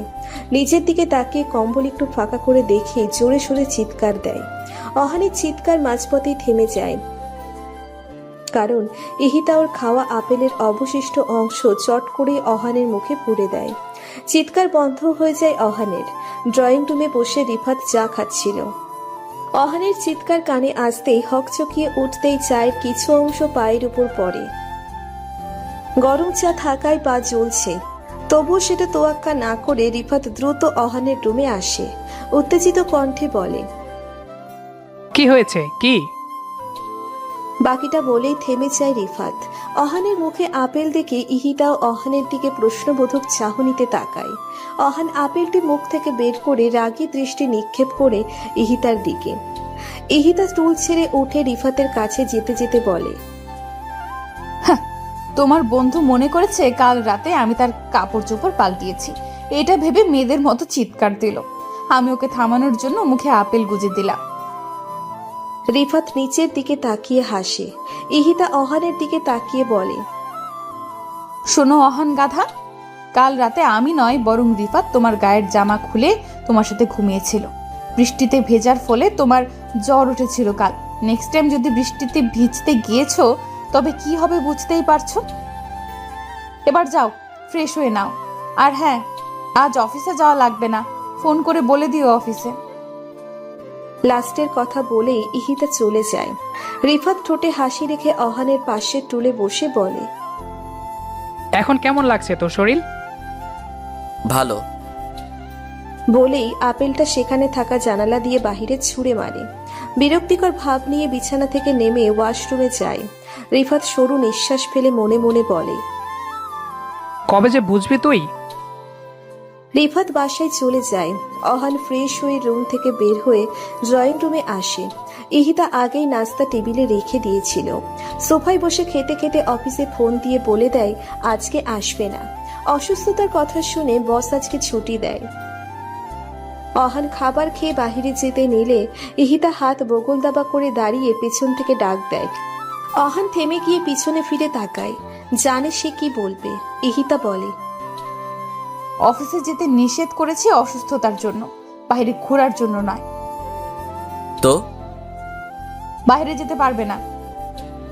আমি এখন সুস্থ আছি। তাহলে তো কোনো সমস্যাই নেই। বলেই ইহিতা অহানের হাত ধরে সোফায় বসিয়ে রান্নাঘরে যায়।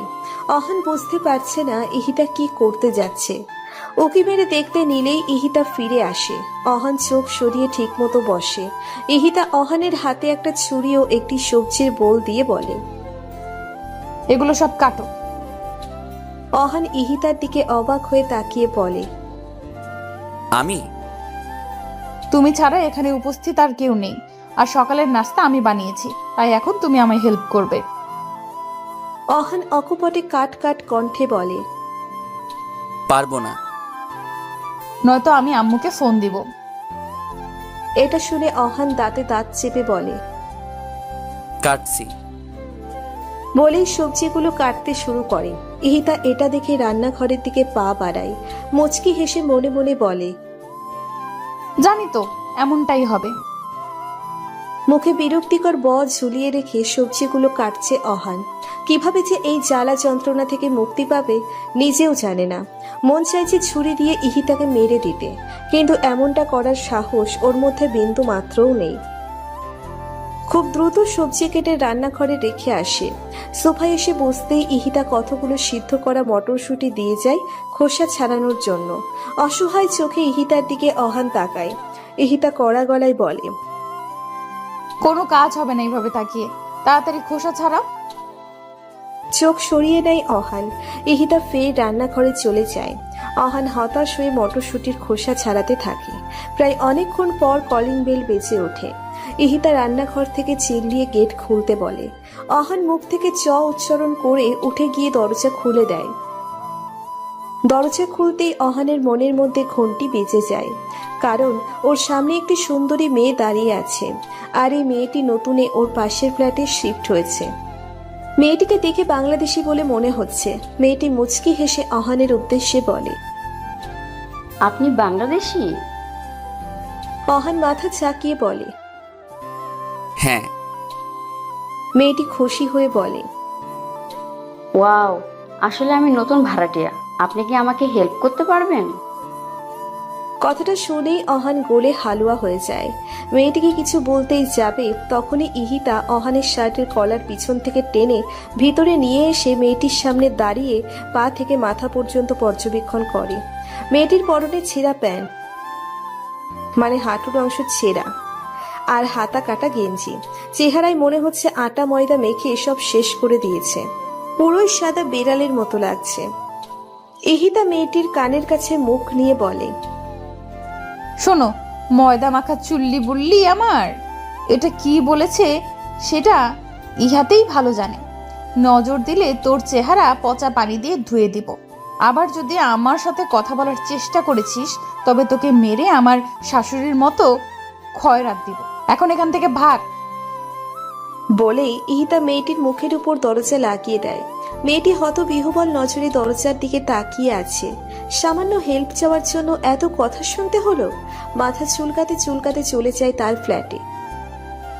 ইহিতা পিছনে ঘুরে অহানের দিকে তাকিয়ে চোখের ইশারায় হাত দিয়ে গলা কেটে ফেলার ভয় দেখিয়ে কিচেনে চলে আসে। অহান ইহিতার এমন ভয়াবহ ওয়ার্নিং দেখে বুকে হাত দিয়ে সোফায় বসে পড়ে। চোখের মনি এদিক সেদিক নাড়িয়ে জোরে নিঃশ্বাস নেয়। সারাদিন ইহিতা অহানকে ছোট ছোট টর্চার করেছে। অহান জাস্ট বিরক্ত, না পারছে বলতে, না পারছে বাসা থেকে পালাতে। দুপুরের খাবার খেতে দেয় না ইহিতা।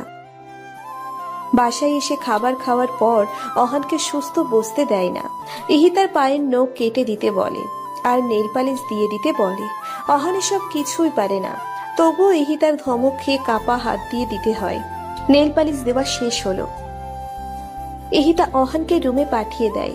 ইহিতা রুমে এসে মেডিসিন নিয়ে নেল পালিশ উঠিয়ে ফেলে, কারণ অহানকে জ্বালাতন করার জন্য নেল পালিশ দিয়ে দিতে বলেছিল, যার কারণে নেল পালিশ উঠিয়ে ফেলে। জানি না আমার মনের আশা পূরণ হবে কিনা। আজমল রহমান তার মাথায় হাত বুলিয়ে দেয়, পাশে বসে বলে, তোমার আশা ঠিক পূর্ণ হবে, একটু ধৈর্য ধরো। হুম। অবশ্যই ভরসা রাখো তার উপর। চোখ বন্ধ করে আর একবার বড় নিঃশ্বাস ছাড়লেন। ইহিতার রুমে এসে আয়নার সামনে দাঁড়ায়। গলার চেইনের দিকে নজর পড়তেই ইহিতার আরমানের কথা মনে পড়ে। খুলে হাতে নেয়, ডুব দেয় ভাবনার জগতে। আজ ইহিতা ও আরমানের বাসর রাত। প্রচন্ড ভয়ের মধ্যে আছে ইহিতা। ইহিতা এই রাতের জন্য মোটেও প্রস্তুত নয়। এসেই যদি স্বামিত্ব ফলাতে চাই, এটা ভেবে অনেক বেশি আতঙ্কের মধ্যে আছে। বিয়ের আগে আরমানের সাথে একবার কথা হয়েছিল ইহিতার, তাও টুকটাক। দুই পক্ষের সম্মতিতে খুব দ্রুত ওদের বিয়ে হয়, যার কারণে দুজন দুজনার সম্পর্কে কিছুই জানে না। কিন্তু এমনটা হয় না। আরমান যথেষ্ট শান্তশিষ্ট, নম্র, ভদ্র ছিল। প্রথমে ইহিতার পাশে বসে, তারপর কথা বলে। আপনি কি ভালো আছেন? ইহিতা আরমানের কণ্ঠ এত সুন্দর শুনে অনেকটা স্বস্তি পায়। মনে মনে বেশ খুশিও হয়। জি ভালো। আপনি কেমন আছেন? ভালো। এইটুকু বলে আরমান ও ইহিতা দুজনেই চুপ করে থাকে। ইহিতা বিব্রত বোধ করছে। ইহিতা মুখে কিছু না বলে মাথা দুলিয়ে হ্যাঁ সম্মতি দেয়। তারপর আরমান ইহিতার হাত ধরে। ইহিতার মনের মধ্যে খচ করে ওঠে। ভয়তে মাথা নত করে চুপ করে দাঁড়িয়ে থাকে। আরমান নরম স্বরে ইহিতাকে বলে, আমি জানি আপনি ভয় পাচ্ছেন আমাকে। ভয় পাবেন না। আমরা আগে একে অপরের বিষয়ে ভালোভাবে জানবো, বন্ধু হব, তারপর আমাদের মাঝে ঘনিষ্ঠ সম্পর্ক হবে। তার আগে নয়। আপনি নিশ্চিন্তে থাকতে পারেন। বিনা অনুমতিতে আমি আপনাকে স্পর্শ করব না। ইহিতা আরমানের কথাগুলো শুনে যেমন অবাক হচ্ছে, তেমনি ভালো লাগছে। মনের মধ্যে আরমানের জন্য একটা জায়গা তৈরি হয়েছে। ভাবতেও পারেনি ওর জন্য এত বড় সারপ্রাইজ রেখেছিল জীবনে। আরমান ইহিতার গলায় সেই লকেট সহ চেন পরিয়ে দেয়, যেটা এখন ইহিতার হাতে আছে। চোখ থেকে পানি স্রোতের ধারা বইতে থাকে। আজ সেই মানুষটি নেই, কিন্তু তার দেওয়া সেই প্রথম চিহ্নটা আছে। হাঁটু গেড়ে বসে পড়ে ফ্লোরে। চোখের জলগুলো গাল পেয়ে ফ্লোরের উপর ফোঁটা ফোঁটা জমে একত্রিত হচ্ছে। হারিয়ে ফেলেছে সেই মানুষটিকে, যেই মানুষটি ছায়ার মতো সব সময় ইহিতার পাশে থাকতো। ভালোবাসায় আগলে ডাকতো বাহু ডোরে। অনেকক্ষণ সেখানে বসে কান্না করে, যার কারণে মাথায় পেইন শুরু হয়। ইহিতা ফ্লোরেই শুয়ে পড়ে, চেইনটা বুকের সাথে মিশিয়ে। দিন যত যাচ্ছে ইহিতার টর্চার শাসনের পরিমাণও বাড়ছে। বহু কষ্টে আহান ইহিতার টর্চার মুখে বুঝে সহ্য করে নিচ্ছে। না চাইতেও অহানের ইহিতার সব কথা শুনতে হচ্ছে, যা অহানের কাছে সবচাইতে কষ্টকর বিষয় ছিল। তবুও কথা তো শুনতেই হবে। আর কথায় কথায় গাল টেনে দেওয়া তো আছেই। এই কাজটাই অহান বেশি বিরক্ত ও রাগ হয়। এটা ছাড়াও ইহিতা অহানের ফোন থেকে মেয়েদের সব নাম্বার ডিলিট করে দেয়। সময়, দিন, মাস কেটে যায় পুরো 5 মাস। এখন অহানের কাছে ইহিতার সব টর্চারগুলো মুখস্থ হয়ে গেছে। কখন কি বলতে হয় তা অহান জানে। তারপরও সুযোগ পেলে অহান তেরামি করতে পিছুপা হয় না। অহানের তেরামি ঠিক করার জন্য ইহিতা তো আছে। এক মেডিসিনই সোজা অহান। ইহিতা অহানকে দিয়ে জামা ইস্ত্রি করাচ্ছে। ইহিতা দাঁড়িয়ে থেকে বলে দিচ্ছে কিভাবে জামা ইস্ত্রি করতে হয়। অহান ঠিক সেইভাবেই ইস্ত্রি করছে। হাত দিয়ে দেখিয়ে বলে ইহিতা, ঠিক মতো করো, ভালো করে ধরে নাও। করছি। হ্যাঁ, ঠিক মতো করো। কথা না বলে জোরে জোরে মেশিন দিয়ে জামা খুঁজতে থাকে। রাগে অহান দাঁত কিরমির করছে। ইহিতা অহানের কাছ থেকে চলে এসে আরাম করে সোফায় বসে আচার খাচ্ছে। কিছুক্ষণ পর অহানের কাজ শেষ হয়। ইহিতা অহানকে বলে, ফ্রিজে আইসক্রিম আছে, নিয়ে এসো। আপনি না আচার খাচ্ছেন? আইসক্রিমও খাবো। মনে মনে বলে অহান। খাদক কোথাকার। যাবে নাকি? যাচ্ছি। বলেই অহান বিরক্তি নিয়ে ফ্রিজ থেকে আইসক্রিম বের করে ঠাস করে লাগিয়ে হনহনিয়ে ড্রয়িং রুমে আসে। আইসক্রিমের বাটি ধাপ করে রাখে টেবিলের উপর। ভদ্রতা শিখো নাই? না, শিখি নাই। তার চেয়ে বড় কিছু থাকলে আমি আছি। বলেই অহান রুমে চলে আসে। ইহিতা অহানের রাগ দেখে মৃদু হাসে। ফোনের রিংটোন বাজতে থাকে। ইহিতা ফোনের স্ক্রিনের দিকে তাকিয়ে দেখে হামিদা বানু কল দিয়েছে। ফোন নিয়ে রুমে চলে আসে। হামিদা বানুর সাথে ইহিতার অনেকক্ষণ কথা হয়। ফোন কেটে দেওয়ার পর ইহিতা আইসক্রিমের বাটি ফ্রিজে রেখে গোসল করতে চলে যায়। অহান বাথটাবে বসে একা একা নিজের সাথেই কথা বলছে। জানি না কিভাবে ইহিতার কাছ থেকে মুক্তি পাবো। জীবনটা আমার অতিষ্ঠ, বরবাদ। আজকে ছুটির দিনও শান্তি নেই, হুকুম জারি করে করেই মারবে আমায়। রাগ নিয়ে গোসল সেরে বের হয় অহান।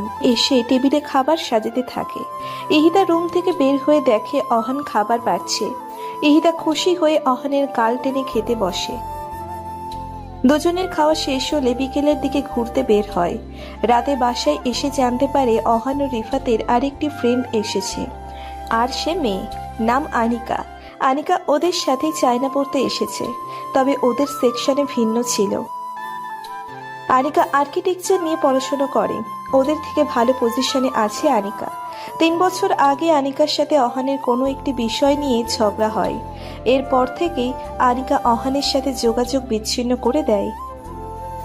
রিফাতের সাথে ওর কথা হলেও অহানের সাথে কথা হয় না। অহানও আনিকার সাথে কখনো যোগাযোগ করার চেষ্টা করে না। আজ এতদিন পর আনিকা 2 দিনের ছুটি নিয়ে ইহিতা ও রিফাতের সাথে দেখা করতে এসেছে এবং এই 2 দিন রিফাতের ফ্ল্যাটেই থাকবে। আনিকা ইহিতার সাথে দেখা করতে আসে। অহান আনিকাকে দেখেও ইগনোর করে বাসা থেকেই বেরিয়ে যায়। আনিকার এতে বেশ খারাপ লাগে, কারণ ভুলটা আহানেরই ছিল। ঝগড়াটা আহানেই করেছে।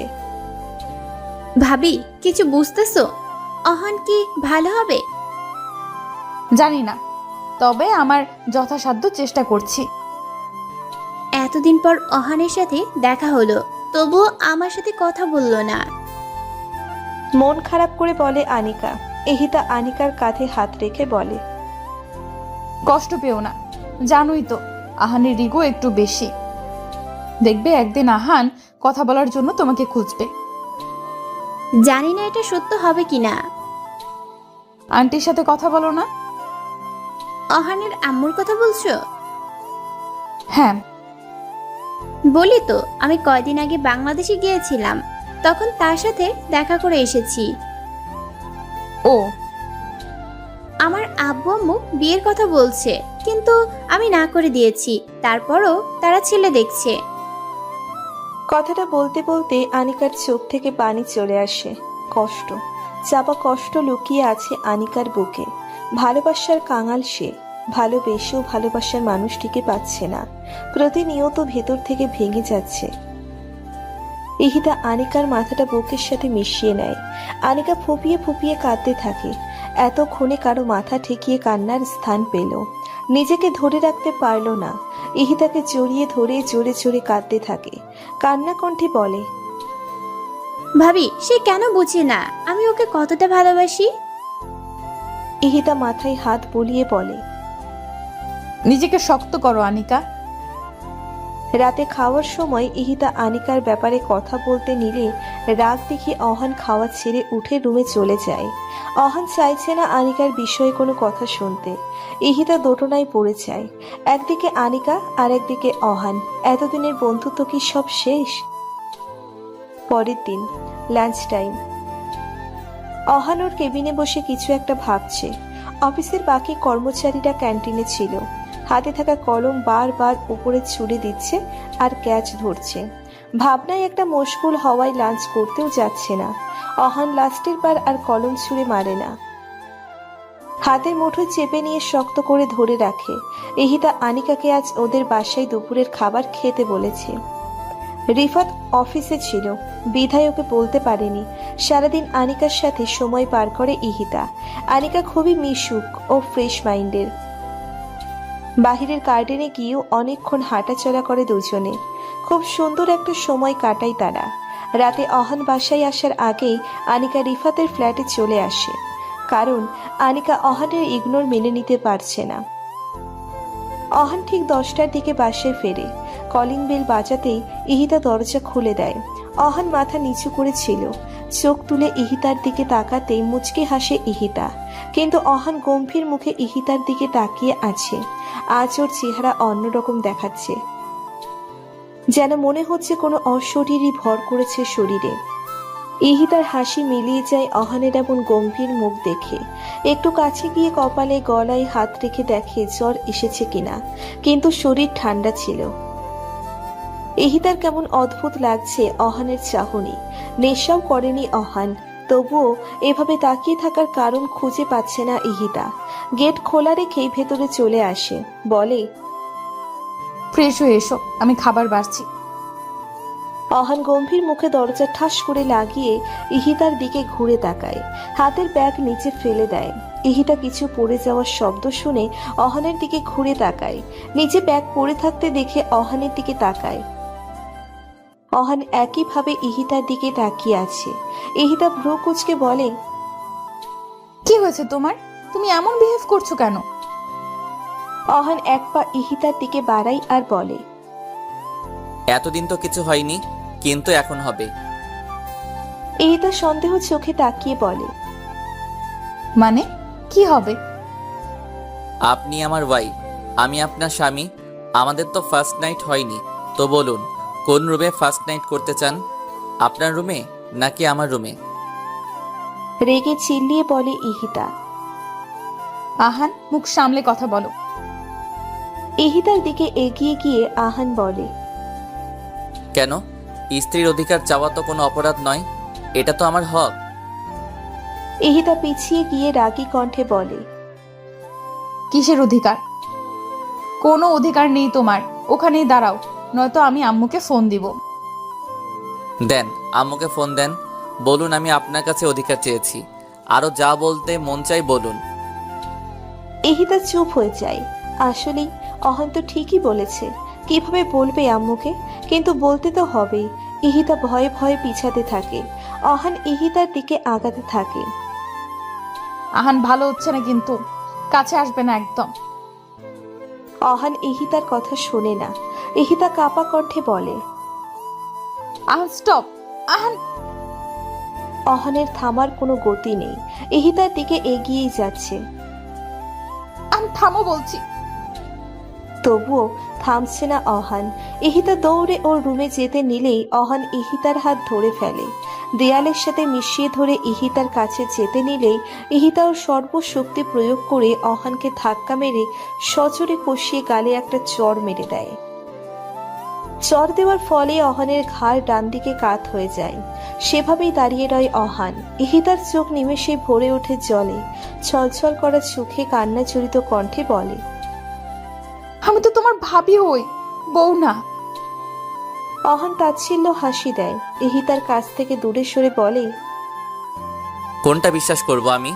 আপনি আমার ভাবি হন এটা, নাকি বউ হন এটা? কোনটা বলুন? জোরে চিল্লিয়ে বলে অহান। ইহিতা অহানের প্রশ্নের উত্তর দেয় না। দৌড়ে রুমে এসে দরজা লাগিয়ে পিঠ দরজার সাথে ঠেকিয়ে কান্না কাঁদতে থাকে। অহান উত্তর পায়নি তার। রাগে ড্রয়িং রুমের সেন্টার টেবিলে লাথি মেরে বাসা থেকে বের হয়। বড় বড় পা ফেলে রিফাতের ফ্ল্যাটের সামনে আসে। জোরে জোরে কলিং বেল সহ দরজা ধাক্কাতে থাকে। আনিকা ও রিফাত সবেমাত্র খাবার খেতে বসেছে। এমনভাবে কলিং বেল বাজাতে ও দরজা ধাক্কাতে দেখে আনিকা টেবিল ছেড়ে উঠে দরজা খুলে দেয়। দরজা খুলতেই অহানকে দেখতে পায়। চোখে মুখে লেগে আছে প্রচন্ড রাগের আভা। অহান আনিকাকে পাশে সরিয়ে ভেতরে প্রবেশ করেই রিফাতের গেঞ্জি ধরে টেনে টেবিল থেকে উঠিয়ে মারতে শুরু করে আর জোরে জোরে বলে, কেন করেছিস আমার সাথে এটা? কেন বলেছিস আমার সম্পর্কে সব আম্মুকে? বল, কেন বলেছিস? ঘুষি মারতে থাকে অহান। ফের অহান দেওয়ালের সাথে রিফাতকে ঠেসে ধরে ক্ষুব্ধ কণ্ঠে বলে, বন্ধুত্বের এই পরিণাম দেখালি, বেঈমান কোথাকার! বলেই এলোপাথারি ঘুষি মারতে থাকে রিফাতকে। আনিকা এতক্ষণ রিফাতকে মারতে দেখে চুপ করে রয়, কিন্তু যখন অহানের মুখে এসব কথা শোনে তখন আর চুপ থাকে না। অহানের কাছে এসে শার্টের কলার ধরে টেনে ওর কাছে নিয়ে জোরে থাপ্পড় মেরে চিৎকার করে বলে, রিফাত কিছু বলেনি, আমি বলেছি তোর আম্মুকে সব। কথাটা শুনেই অহান অবাক চোখে তাকায় আনিকার দিকে। অহান বুঝতে পারছে না আনিকা কিভাবে বলল এসব। আনিকা তো এসব কিছু জানতো না, না এতদিন দেখা হয়েছে ওর সঙ্গে। তাহলে আনিকাকে কে বলল? রিফাত? নাকি আনিকা নিজে থেকেই সব জেনেছে অহানের বিষয়? আজ হামিদা বানু ও আজমল রহমানের বিবাহ বার্ষিকী। এই উপলক্ষে কম বেশি আত্মীয় স্বজনদের দাওয়াত দিয়েছে আজমল রহমান। কিছুক্ষণ আগেই অহানের সাথে কথা বলেছে তারা। অহান বেশি কথা বলতে পারেনি, অফিসে কাজ ছিল তাই।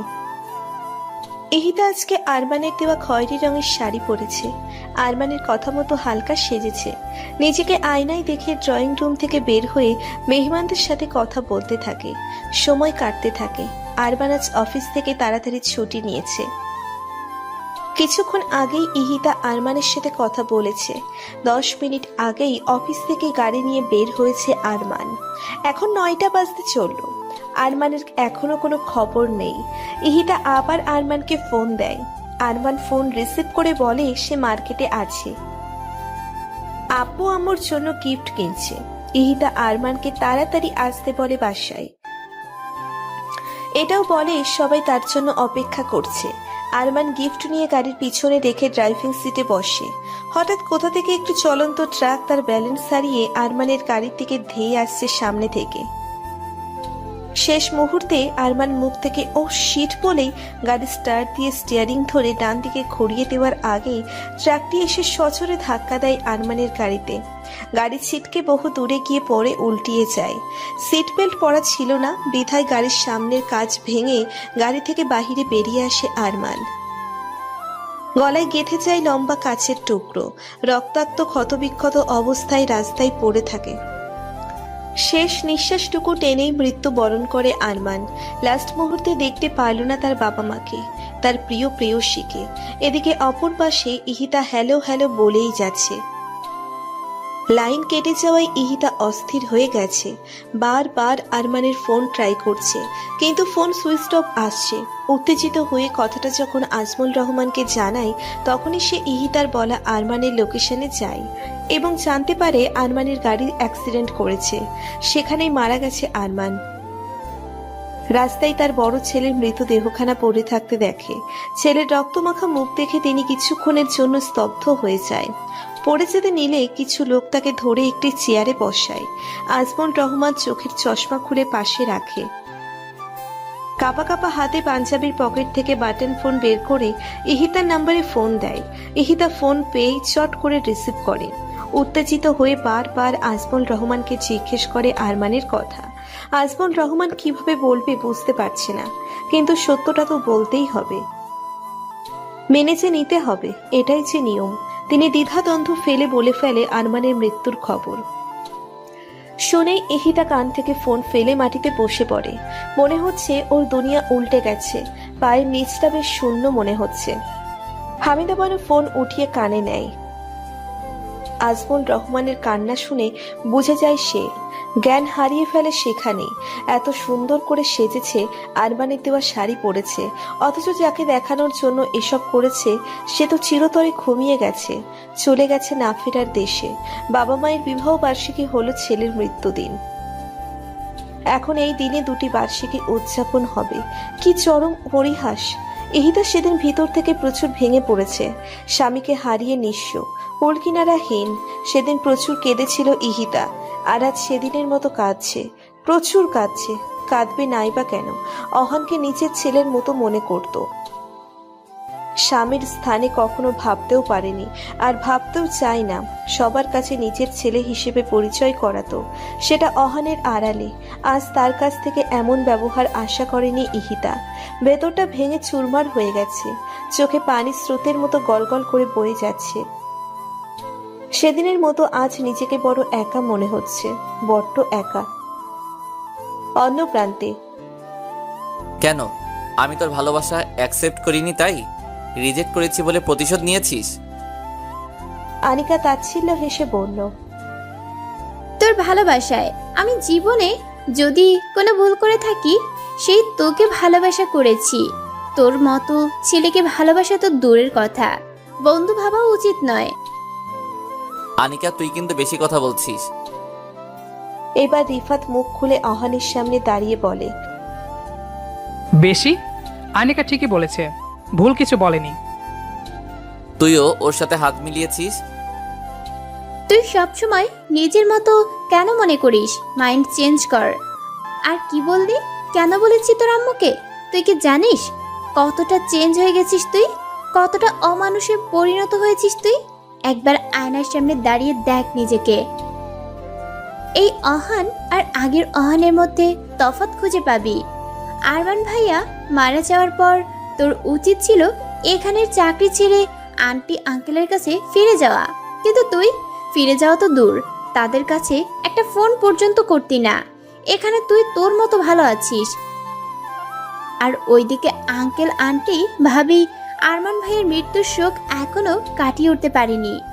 আরমান ভাইয়া মারা যাওয়ার 5 দিন পর তুই চলে আসিস চায় না। যাক ভালো, এখানে এসে অ্যাটলিস্ট তাদের সাথে যোগাযোগ তো করবি।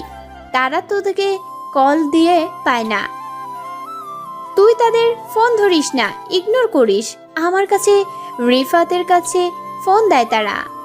আমরা তো আর তোর মতো স্বার্থপর না, আমরা তাদের সাথে ঠিকই কথা বলি, কিন্তু যখন তোর কথা জিজ্ঞেস করে তখন মিথ্যা বলি, কারণ সত্যি বললে। এটুকু বলে আনিকা দম নেয়। রিফাত বলতে শুরু করে। ছোট থেকে আমরা 3 জন একসাথে বড় হয়েছি। তুই আমাদের কেমন বন্ধু মনে করিস সেটা জানি না, তবে আমরা তোকে আমাদের কলিজার বন্ধু মনে করি। আমি তোর দ্বারা অনেক কষ্ট পেয়েছি, কিন্তু মুখ ফুটে কখনোই সেটা প্রকাশ করিনি। মনে করেছি বন্ধুত্ব। কিন্তু সেদিন যখন তোর জ্বর হয়েছিল, ভাবি যখন আমাকে ডেকেছিল, তখন সেই রাতের কথা মনে পড়ে যায়। সেই রাতে অনেক অসুস্থ ছিলাম আমি, জ্বর ছিল প্রচুর। সারা রুম জুড়ে কেবল আমি একাই ছিলাম, এক গ্লাস পানি ঢেলে দেওয়ার মতো মানুষ পর্যন্ত ছিল না আমার পাশে।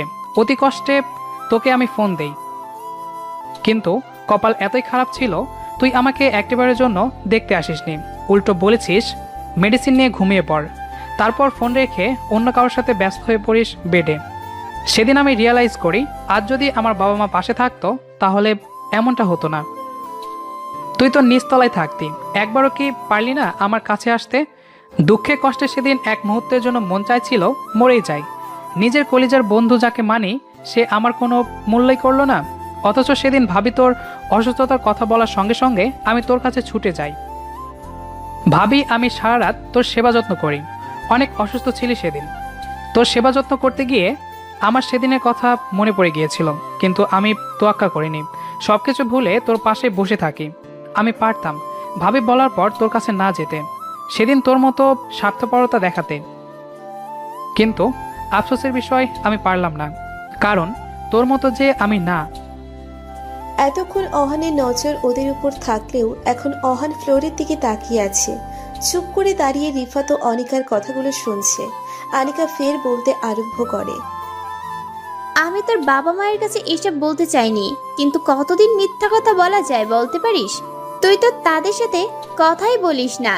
তারা আমাদের কাছে ফোন দিয়ে বারবার তোর কথা জিজ্ঞেস করতো। রিফাত আমি মিথ্যা কথা বলে বলে হাঁপিয়ে উঠেছি, তাই সেদিন সব সত্যি কথা বলে দেই আন্টিকে। তার গুণধর ছেলে এখানে কত মহৎ কাজে ব্যস্ত থাকে, যার কারণে বুড়ো বাবা মায়ের খোঁজ পর্যন্ত একবার নিতে পারে না। তুই এতটা পাষাণ কেন বলতে পারিস আহান? বলবি বা কি? আন্টি একদিন আমাকে ফোন দিয়ে বলে ভাবির সাথে নাকি তোর বিয়ে দিবে, আর সেটা ফেক বিয়ে হবে। বিয়ে যদি সত্যি হোক বা মিথ্যে, ভাবি রাজি ছিল না, তবুও আন্টির কথা রাখতে তোর বিষয়ে সব কিছু শুনে সে রাজি হয়।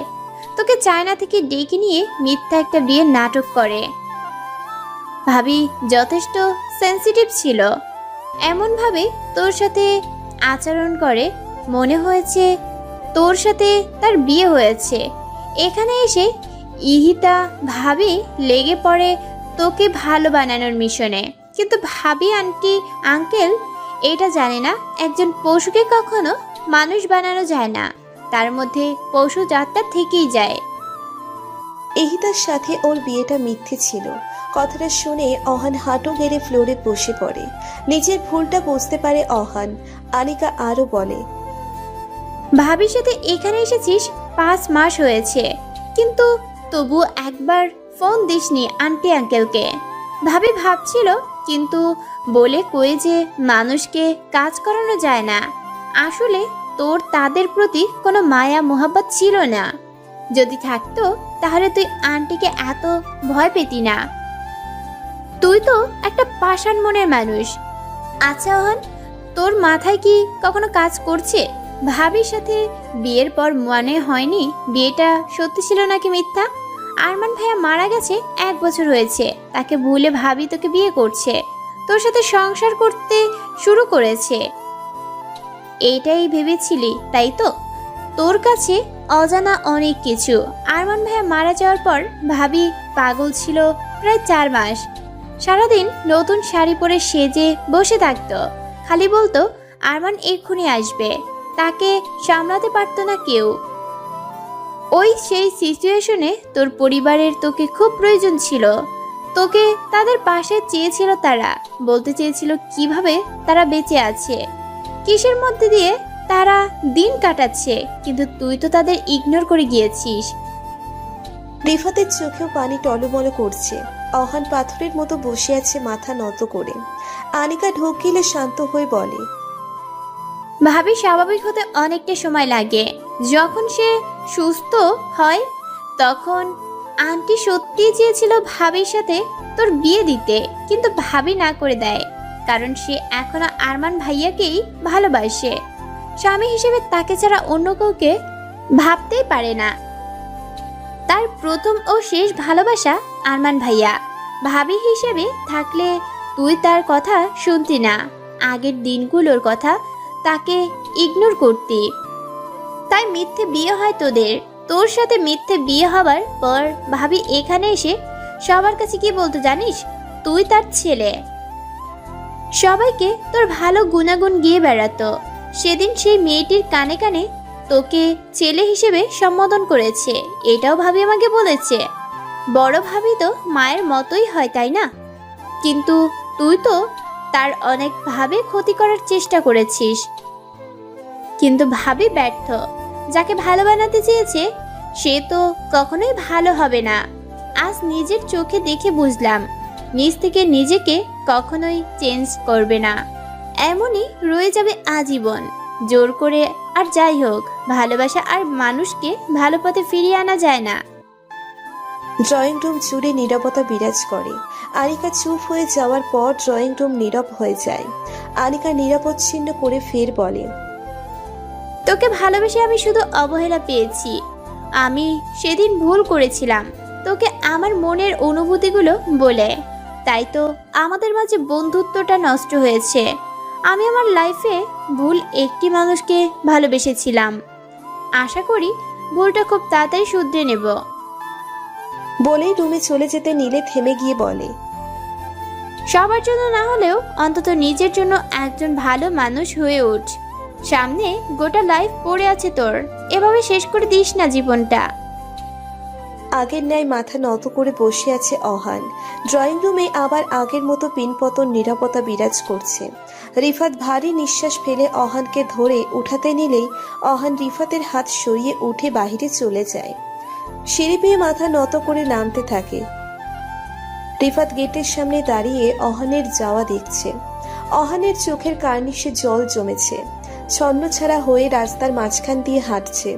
রাস্তা গাঢ় অন্ধকারে ঢাকা নয়, দূরে ল্যাম্পপোস্টের আলো নিভু নিভু হয়ে জ্বলছে।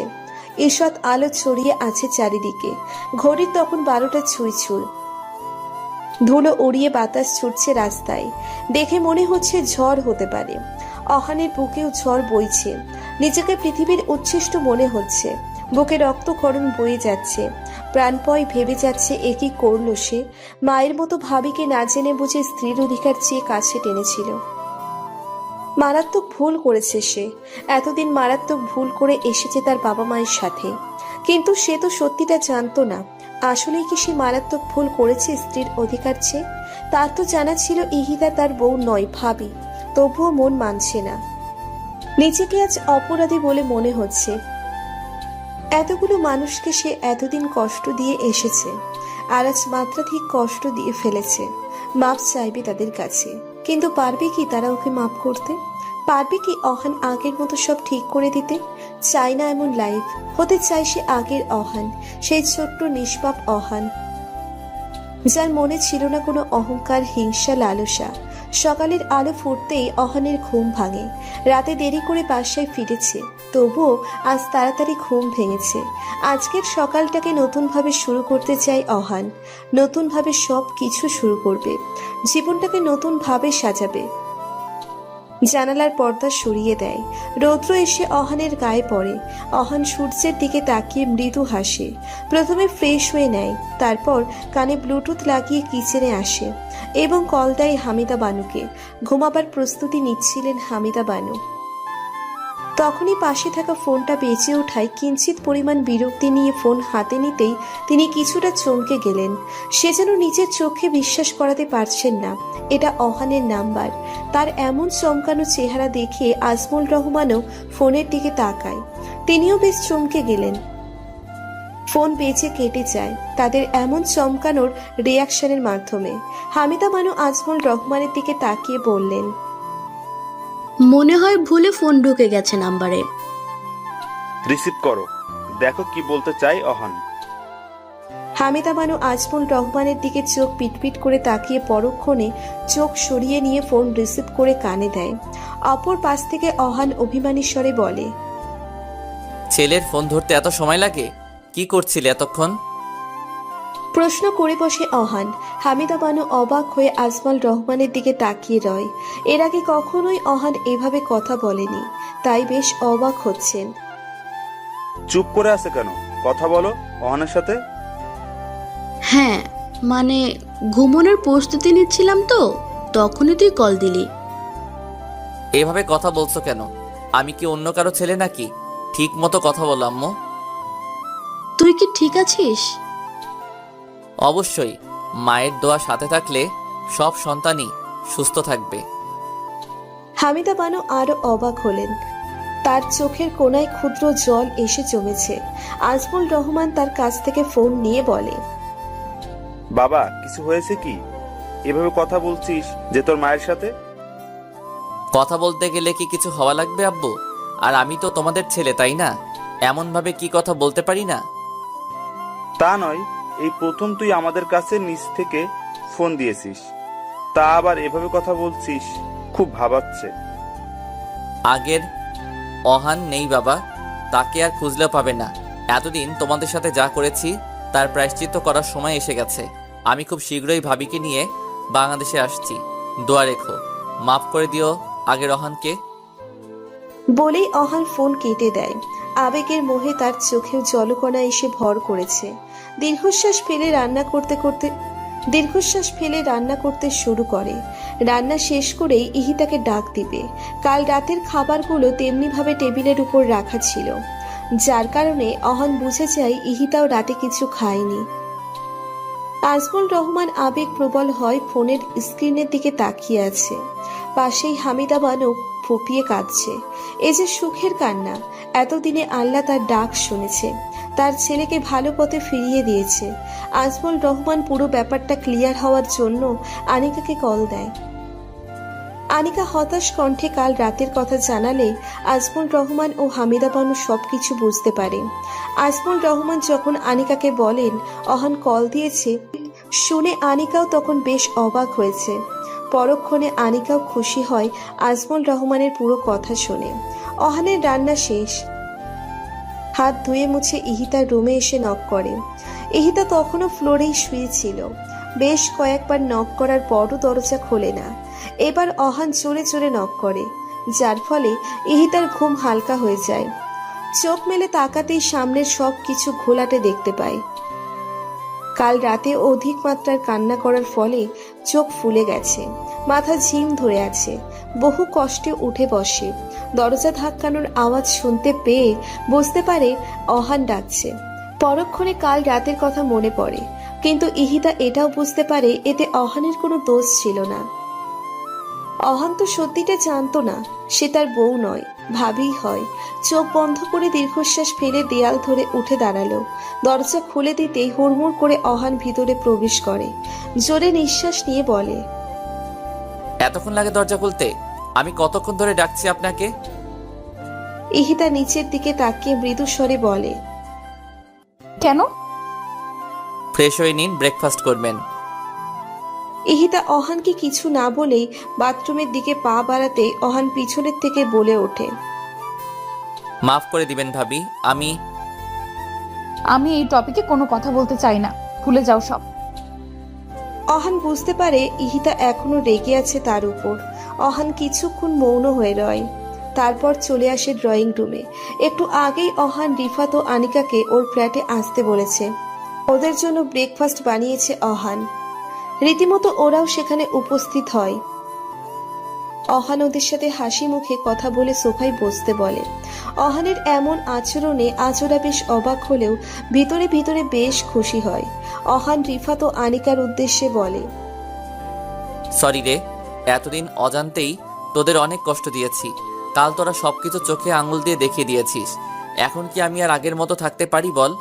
আমি সেই আগের অহান হয়ে গেছি। যাক, যাকে তোরা চেয়েছিস মাফ করেছিস তোরা। আনিকা এক মনে অহানকে দেখছে। খুশিময় এক চিলতে হাসি ফুটে ওঠে ঠোঁটে।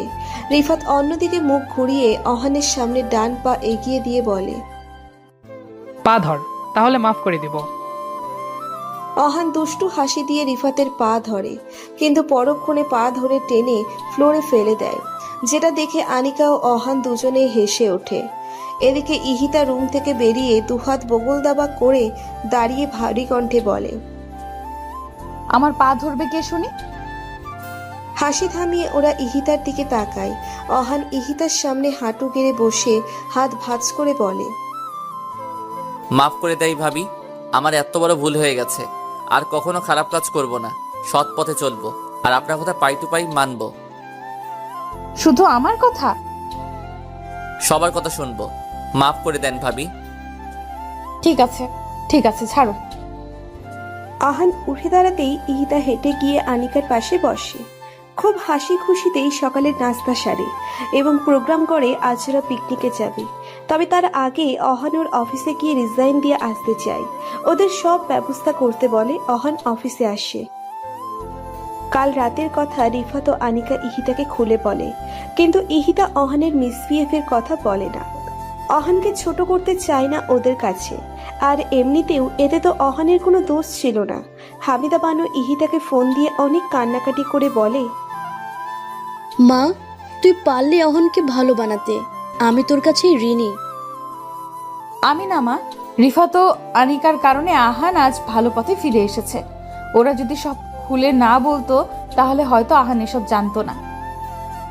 হ্যাঁ, ওরাও অনেক সাহায্য করেছে। আমি তোদের তিনজনের কাছেই ঋণী। এইসব কথা থাক, আপনি এখন আর এসব নিয়ে টেনশন করবেন না। এখন আর টেনশন কিসের? আমার ছেলে ফিরে আসছে আমার কাছে, এটাই তো এত বছর চেয়েছিলাম। মানসিক শান্তি নিয়ে থাকুন। আমি রাখছি মা। আচ্ছা। ফোন কেটে দেয় ইহিতা। রিফাত ও ইহিতাকে বসতে বলে রুমের ভিতরে আসে ইহিতা। দরজা লাগিয়ে মাটিতে বসে পড়ে। মাথায় খুব যন্ত্রণা হচ্ছে, কিন্তু না, তবুও সে মেডিসিন নিবে না। এখন আর কোনো পিছুটার নেই। হামিদা বানুর ওয়াদা সে রেখেছে। ইহিতা অতি কষ্টে হামাগুড়ি দিয়ে হেঁটে বাথরুমে আসে। দেয়াল ধরে উঠে দাঁড়িয়ে পানির ট্যাপ ছেড়ে মাথায় পানি দিতে থাকে। কিছুক্ষণ পর মাথার ব্যথা নিয়ন্ত্রণ হতে থাকে। পুরো ব্যথা কমে যাওয়ার পর মাথায় তোয়ালে বেঁধে বাহিরে আসে। মাথায় তোয়ালে বেঁধেছো কেন? মাথা ব্যথা বলেছিল, তাই পানি দিয়েছিলাম। মেডিসিন নাও। না, লাগবে না, কমে গেছে। তুমিও না, এসব ডাক্তারি কোথায় পেয়েছো কে জানে। এখন এখানে এসে দেখো কোথায় যাবে পিকনিকে। ল্যাপটপের দিকে তাকিয়ে বলে আনিকা। ইহিতা আনিকার পাশে এসে বসে।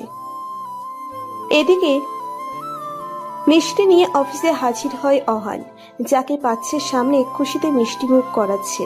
অহানের এমন কাণ্ডে রীতিমতো সবাই অবাক, চমকিত দৃষ্টিতে তাকিয়ে আছে ওর দিকে।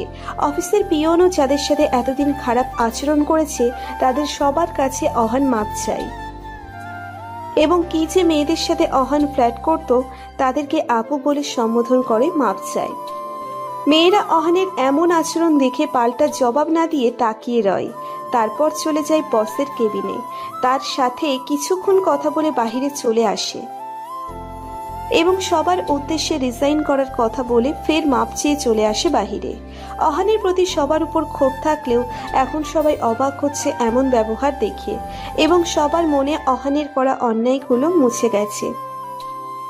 বাসায় ফিরে পিকনিকের সব বন্দোবস্ত করে একটি সুন্দর এরিয়ার উদ্দেশ্যে রওনা হয়। সেখানে আসতে বেশিক্ষণ লাগে না ওদের। এখানে এসে ছোট্ট একটা টেন্ট লাগিয়ে বারবিকিউ করতে থাকে। হামিদা বানু ও আজমল রহমানকে ভিডিও কলে ওদের পিকনিকের মোমেন্ট দেখাচ্ছে। ওদেরকে হ্যাপি দেখে তারাও হ্যাপি। ওরা খুব এনজয় করে আজকের পিকনিকটা। এরই মাঝে ইহিতার মাথায় পেইন উঠলে পাত্তা দেয় না, ঠোঁটে হাসি ফুটিয়ে সবার সাথে স্বাভাবিক ব্যবহার করে। সন্ধ্যার দিকে ওরা গাড়িতে বাসায় ফিরছে। গাড়িতে বসে অহান ঘুমিয়ে যায়। ওদের চেয়েও অহান বেশি পরিশ্রম করেছে আজ, তাই শরীর বেশ ক্লান্ত ছিল। ক্লান্তিতে চোখে ঘুম এসে পড়েছে। গাড়ির পিছনের সিটের মাঝখানে ছিল অহান, ওর দুপাশে ছিল ইহিতা ও আনিকা। রিফাত ছিল সামনে ড্রাইভারের সাথে। অহান ঘুমিয়ে যাওয়ার ফলে ওর মাথাটা বারবার আনিকার কাঁধের উপর পড়ছিল। আনিকা এটা দেখে অহানের মাথাটা ইহিতার কাঁধের উপর রাখে। আনিকার এমন কাণ্ডে ইহিতা ওর দিকে তাকায়। আনিকা মুচকি হেসে আস্তে করে বলে, তোমার দেবর। ইহিতা অহানের মাথাটা আনিকার কাঁধের উপর রেখে দেয়। মুচকি হেসে আস্তে করে বলে, আর তোমার ভালোবাসা? কথাটা শুনে যেন আনিকা কিছুটা লজ্জা পেল। চোখ সরিয়ে নেয় ইহিতার উপর থেকে। ইহিতা এটা বুঝতে পেরে মুচকি মুচকি হাসছে। এদিকে অহান ইহিতা ও আনিকার কথা শুনতে পেয়েছে। প্রথম যখন আনিকা অহানের মাথা সরিয়ে ইহিতার কাঁধে হাত রাখে, তখনই ওর ঘুম পাতলা হয়ে যায়। তবুও চোখ মেলে তাকায় না। ওদের দুজনের কথা শুনে অহান আড়ালে মুচকি হাসে। বাসায় এসে ফ্রেশ হয়ে হালকা খাবার খেয়ে যে যার মতো শুয়ে পড়ে। কিন্তু ইহিতার চোখে ঘুম নেই। ফ্লোরে বসে একটা কাগজে কিছু একটা লিখতে ব্যস্ত সে। লেখা শেষ করে বিছানায় এসে ঘুমিয়ে পড়ে ইহিতা। দুদিন পর অহান, ইহিতা সহ রিফাত ও আনিকাও বাংলাদেশে একেবারে জন্য চলে এসেছে। ওরাও আর যাবে না, চায় না, এখানে থেকেই জব করবে, বাবা মায়ের সাথে থাকবে। হামিদা বানুর ঘরে সেই আগের মতো হাসি খুশির আমেজ ফিরে আসে, যেটা হারিয়ে গিয়েছিল বহু আগে। তারা বেশ খুশি। মরাসরা পরিবার যেন জীবন্ত হয়ে ওঠে। এই খুশি ভাগাভাগি করে নিতে ইহিতার বাবা মাও আসে এই বাড়িতে বেড়াতে। অনেকদিন পর তারা তাদের মেয়েকে দেখতে পেয়ে বেশ খুশি। এরই মধ্যে অহান আরমানের অফিসে চাকরির জন্য অ্যাপ্লাই করে। আরমানের ভাই হবার সুবাদে অহান সেই কোম্পানিতেই ভালো পোস্টে চাকরি পেয়ে যায়। সাথে রিফাতেও সেই একই কোম্পানিতে চাকরি হয়। এই বিষয় নিয়ে তারা আরো বেশি হ্যাপি ছিল। ঠিকমতো চলছিল তাদের দিন। অহান আরমানের মতো অফিসে যেত, রাত পার হলেই বাসায় ফিরত। আর মাঝে মাঝে ভাবি দেবরের খুনসুটি তো আছে। এখন অহান আর হামিদা বানুকে ভয় পায় না, তবে বাবা মায়ের প্রতি অনেক শ্রদ্ধাশীল হয়েছে অহান। আনিকার বাবা মা অহানের বাবা মায়ের সাথে কথা বলে ওদের বিয়ের ব্যাপারে। হামিদা বানু ও আজমান রহমানের কোনো আপত্তি ছিল না এই বিয়েতে, আর অহানও আনিকাকে বিয়ে করার জন্য রাজি ছিল। সামনের শুক্রবার ওদের এঙ্গেজমেন্ট। সব কিছু ঠিকঠাক চলছিল। হাসি খুশি পরিবার ছিল না, কোনো কিছুর ত্রুটি। কিন্তু কথাই আছে, হাসি খুশি দিনগুলো বেশি দিন স্থায়ী রয় না। একদিন দুঃখ প্রকাশ পাবে, আজ না হয় কাল। সকাল থেকে ইহিতাকে ডেকে উঠাতে পারেনি হামিদা বানু। আজমল রহমানও কয়েকবার ডেকেছে, কিন্তু কোনো সাড়া পায়নি। শেষে বাধ্য হয়ে ঘুমন্ত অহানকে ডেকে তুলে হামিদা বানু। অহান ব্যাপারটা শুনেই তড়িঘড়ি করে উঠে ইহিতার রুমের সামনে আসে। অহানও কয়েকবার ভাবি বলে ডাক দেয়, কিন্তু ভিতর থেকে কোনো সাড়া পায় না। সবার মনের মধ্যে ভয়ের আশঙ্কা দানা বেঁধেছে। অহান দ্রুত দরজা ভাঙার চেষ্টা করে, একা কিছুক্ষণ চেষ্টা করে। পরক্ষণে রিফাতকে ডাক দেয়। রীতিমতো সেখানে কিছু এলাকার মানুষ এসে জড়ো হয়েছে। দুজনে মিলে জোরে ধাক্কাতে থাকে। কাঠের দরজা হওয়ায় এক পর্যায়ে ভেঙে যায়। রুমের ভিতরে অহান, রিফাত, হামিদা বানু, আজমুল রহমান ঢুকেই থমকে যায়। কথা বলার ভাষা তারা হারিয়ে ফেলেছে, বাকরুদ্ধ হয়ে গেছে তারা। ইহিতা বেশ স্বাচ্ছন্দ্যের সাথে ঘুমিয়ে আছে। এক হাত ঝুলে আছে বিছানার নিচে। পরনে ছিল সেই শাড়িটি যেটা আরমান দিয়েছিল। সেই একই রকম স্বাদ ছিল চেহারাতে। তাদের বুঝতে আর বাকি থাকে না ইহিতা আর নেই। তাদের ছেড়ে বহু দূরে চলে গেছে, যেখানে আছে এ বাড়ির বড় ছেলে আরমান। হামিদা বানু জোরে চিৎকার করে কান্না করে মাটিতে বসে পড়ে। আজমুল রহমান হামিদা বানুকে বুকের সাথে জড়িয়ে ধরে সান্ত্বনা দেওয়ার বৃথা চেষ্টা করছে, কারণ সে নিজেও কাঁদছে। অহান ঠোঁটে কৃত্রিম হাসি ফুটিয়ে রিফাতের কাঁধে হাত রেখে বলে, রিপাত ভাবি তো ঘুমিয়ে আছে তাই না? সে তো মারা যায়নি। সামনে গিয়ে দেখ, ভাবি সত্যি ঘুমাচ্ছে। সে মারা যায়নি রে, বল তুই আম্মুকে বল সে ঘুমিয়ে আছে। রিফাত অহানের কথা শুনে অন্যদিকে মুখ ঘুরিয়ে কান্না আটকানোর চেষ্টা করছে। রিফাতের উত্তর না পেয়ে অহান শেষে চিৎকার করে বলে, বল না, কেন বলছিস না তুই? ভাবি তো ঘুমিয়ে আছে রে, বল দোস্ত। জোরে ধাক্কা দিয়ে রিফাতকে সরিয়ে কান্নায় ভেঙে পড়ে অহান। হাঁটু বেড়ে বসে বাচ্চাদের মতো কাঁদছে। এমন কান্না বোধ হয় তার ভাই মারা যাওয়ার সময়ও কাঁদেনি। রিফাত আনিকা ও ইহিতার পরিবারের সবাইকে খবর দিয়ে দেয়। আনিকা অহানদের পাশের এলাকায় থাকতো। খবর পেয়ে দৌড়ে ছুটে আসে অহানদের বাসায়। রুমে ঢুকে ইহিতাকে দেখে দেয়ালে পিঠ ঠেকিয়ে কান্না করে। অহানের আগের দিনগুলোর কথা মনে পড়ে যায়। ইহিতার সাথে কাটানো প্রতিটা খুশি, রাগারাগির দুষ্টুমিগুলো খুব মনে পড়ছে। চিৎকার করে কান্না করছে অহান। কিভাবে মেনে নিবে তার বড় ভাবি আর এই পৃথিবীতে নেই? কিভাবে মনকে বোঝাবে এটা? মন সে বুঝতে চাইছে না। কান্নার এক পর্যায়ে অহান ইহিতার হাতের পাশে দুইটা কাগজ দেখতে পায়। অহান দ্রুত হামাগুড়ি দিয়ে বিছানার কাছে এসে প্রথমে কাগজটি হাতে নিয়ে খুলে পড়তে থাকে। সেই কাগজে কিছু লেখা ছিল। কিভাবে বলবে বা শুরু করব জানি না। প্রথমে সবার কাছে ক্ষমা চেয়ে নিই। আমার ব্রেন ক্যান্সার হয়েছিল। বিয়ের পর আমার প্রচুর মাথা ব্যথা করতো। ওষুধ খেলে কমে যেত, কিন্তু পরে তার চেয়ে বেশি মাথা ব্যথা করতো, যার কারণে আরমান আমাকে বাবা মায়ের বিবাহ বার্ষিকীর পরের দিন ডাক্তারের কাছে নিয়ে যাবার কথা বলেছিল। কিন্তু তার আগে আমার দুনিয়া পাল্টে গেল। আরমান যাওয়ার পর আমি অনেকদিন যাবৎ পাগলের মতো আচরণ করেছিলাম। এক কথায় পাগল ছিলাম। এসব আমার কাছে অজানা ছিল। আমাকে চিকিৎসা করিয়েছি ঠিকই, কিন্তু ভাগ্যের কি নির্মম খেলা, ডাক্তাররা আমার ব্রেন ক্যান্সারের কথা জানতে পারেনি। আমি সুস্থ হয়ে একা মাথার ব্যথার জন্য ডাক্তারের কাছে যাই। কিছু পরীক্ষা নিরীক্ষা করার পর জানতে পারি আমার ব্রেন ক্যান্সার হয়েছে। তাও লাস্ট পর্যায়ে আছি। যদি অপারেশন করা হয় তারপরেও ভালো হবে না। আমি বেশ খুশি কথাটা শুনে। প্রতিনিয়ত আরমানের স্মৃতিকে আঁকড়ে ধরে ধুকে ধুকে মরার চেয়ে ক্যান্সারে মরা ভালো, তাই এটাকেই বেছে নেই। কিছু মেডিসিন দিয়েছিল। এই ওষুধ রেগুলার সেবন করলে বড়জোর 1 বছর আমি বেঁচে থাকবো। আমি ওষুধ খেতাম না, কিন্তু কয়েকদিন পর যখন মা তোমাকে বিয়ের কথা বলে রাজি হই না, কিন্তু যখন মিথ্যে বিয়ের নাটক করে তোমাকে ভালো পথে ফিরিয়ে আনার কথা বলে, তখন রাজি হই। ওষুধ একেবারে বেশি করে কিনে নিয়ে আসি। তারপর তোমার সাথে চায়নাতে যাই। সেখানে যাওয়ার পরও মাঝে মাঝে আমি মেডিসিন নিতাম না। আর যখন তুমি ভালো হলে তখন অবশিষ্ট মেডিসিন সব ফেলে দেই। আমি জানতাম আজ না হয় কাল মরে যাব, তাই এখানে আসার পর প্রতিনিয়ত আরমানের দেওয়া এই শাড়ি পরে সেজেগুজে থাকি। আমাকে মাফ করে দিবেন সবাই, সবার কাছ থেকে এত বড় সত্য লুকানোর জন্য। দয়া করে আমার উপর রেগে থাকবেন না। আর আহান, যদি কোনো ভুল করে থাকে তাহলে মাফ করে দিও। আনিকাকে বিয়ে করে সুখে থেকো। ভালো থাকবেন সবাই। আরমানের মিষ্টি বউ ইহিতা। অহানের চোখের পানি কাগজের উপর পড়ছে। রিফাত হাত থেকে কাগজটা নিয়ে পড়তে শুরু করে। অহান বিড়বিড় করে বলে, আমি ভালো না হলে হয়তো আরো কয়েকদিন বেশি বেঁচে থাকতেন আপনি। কেন ভালো হলাম আমি? কেন ভালো হলাম? ইহিতার বাবা মা সেখানে এসে উপস্থিত হয়।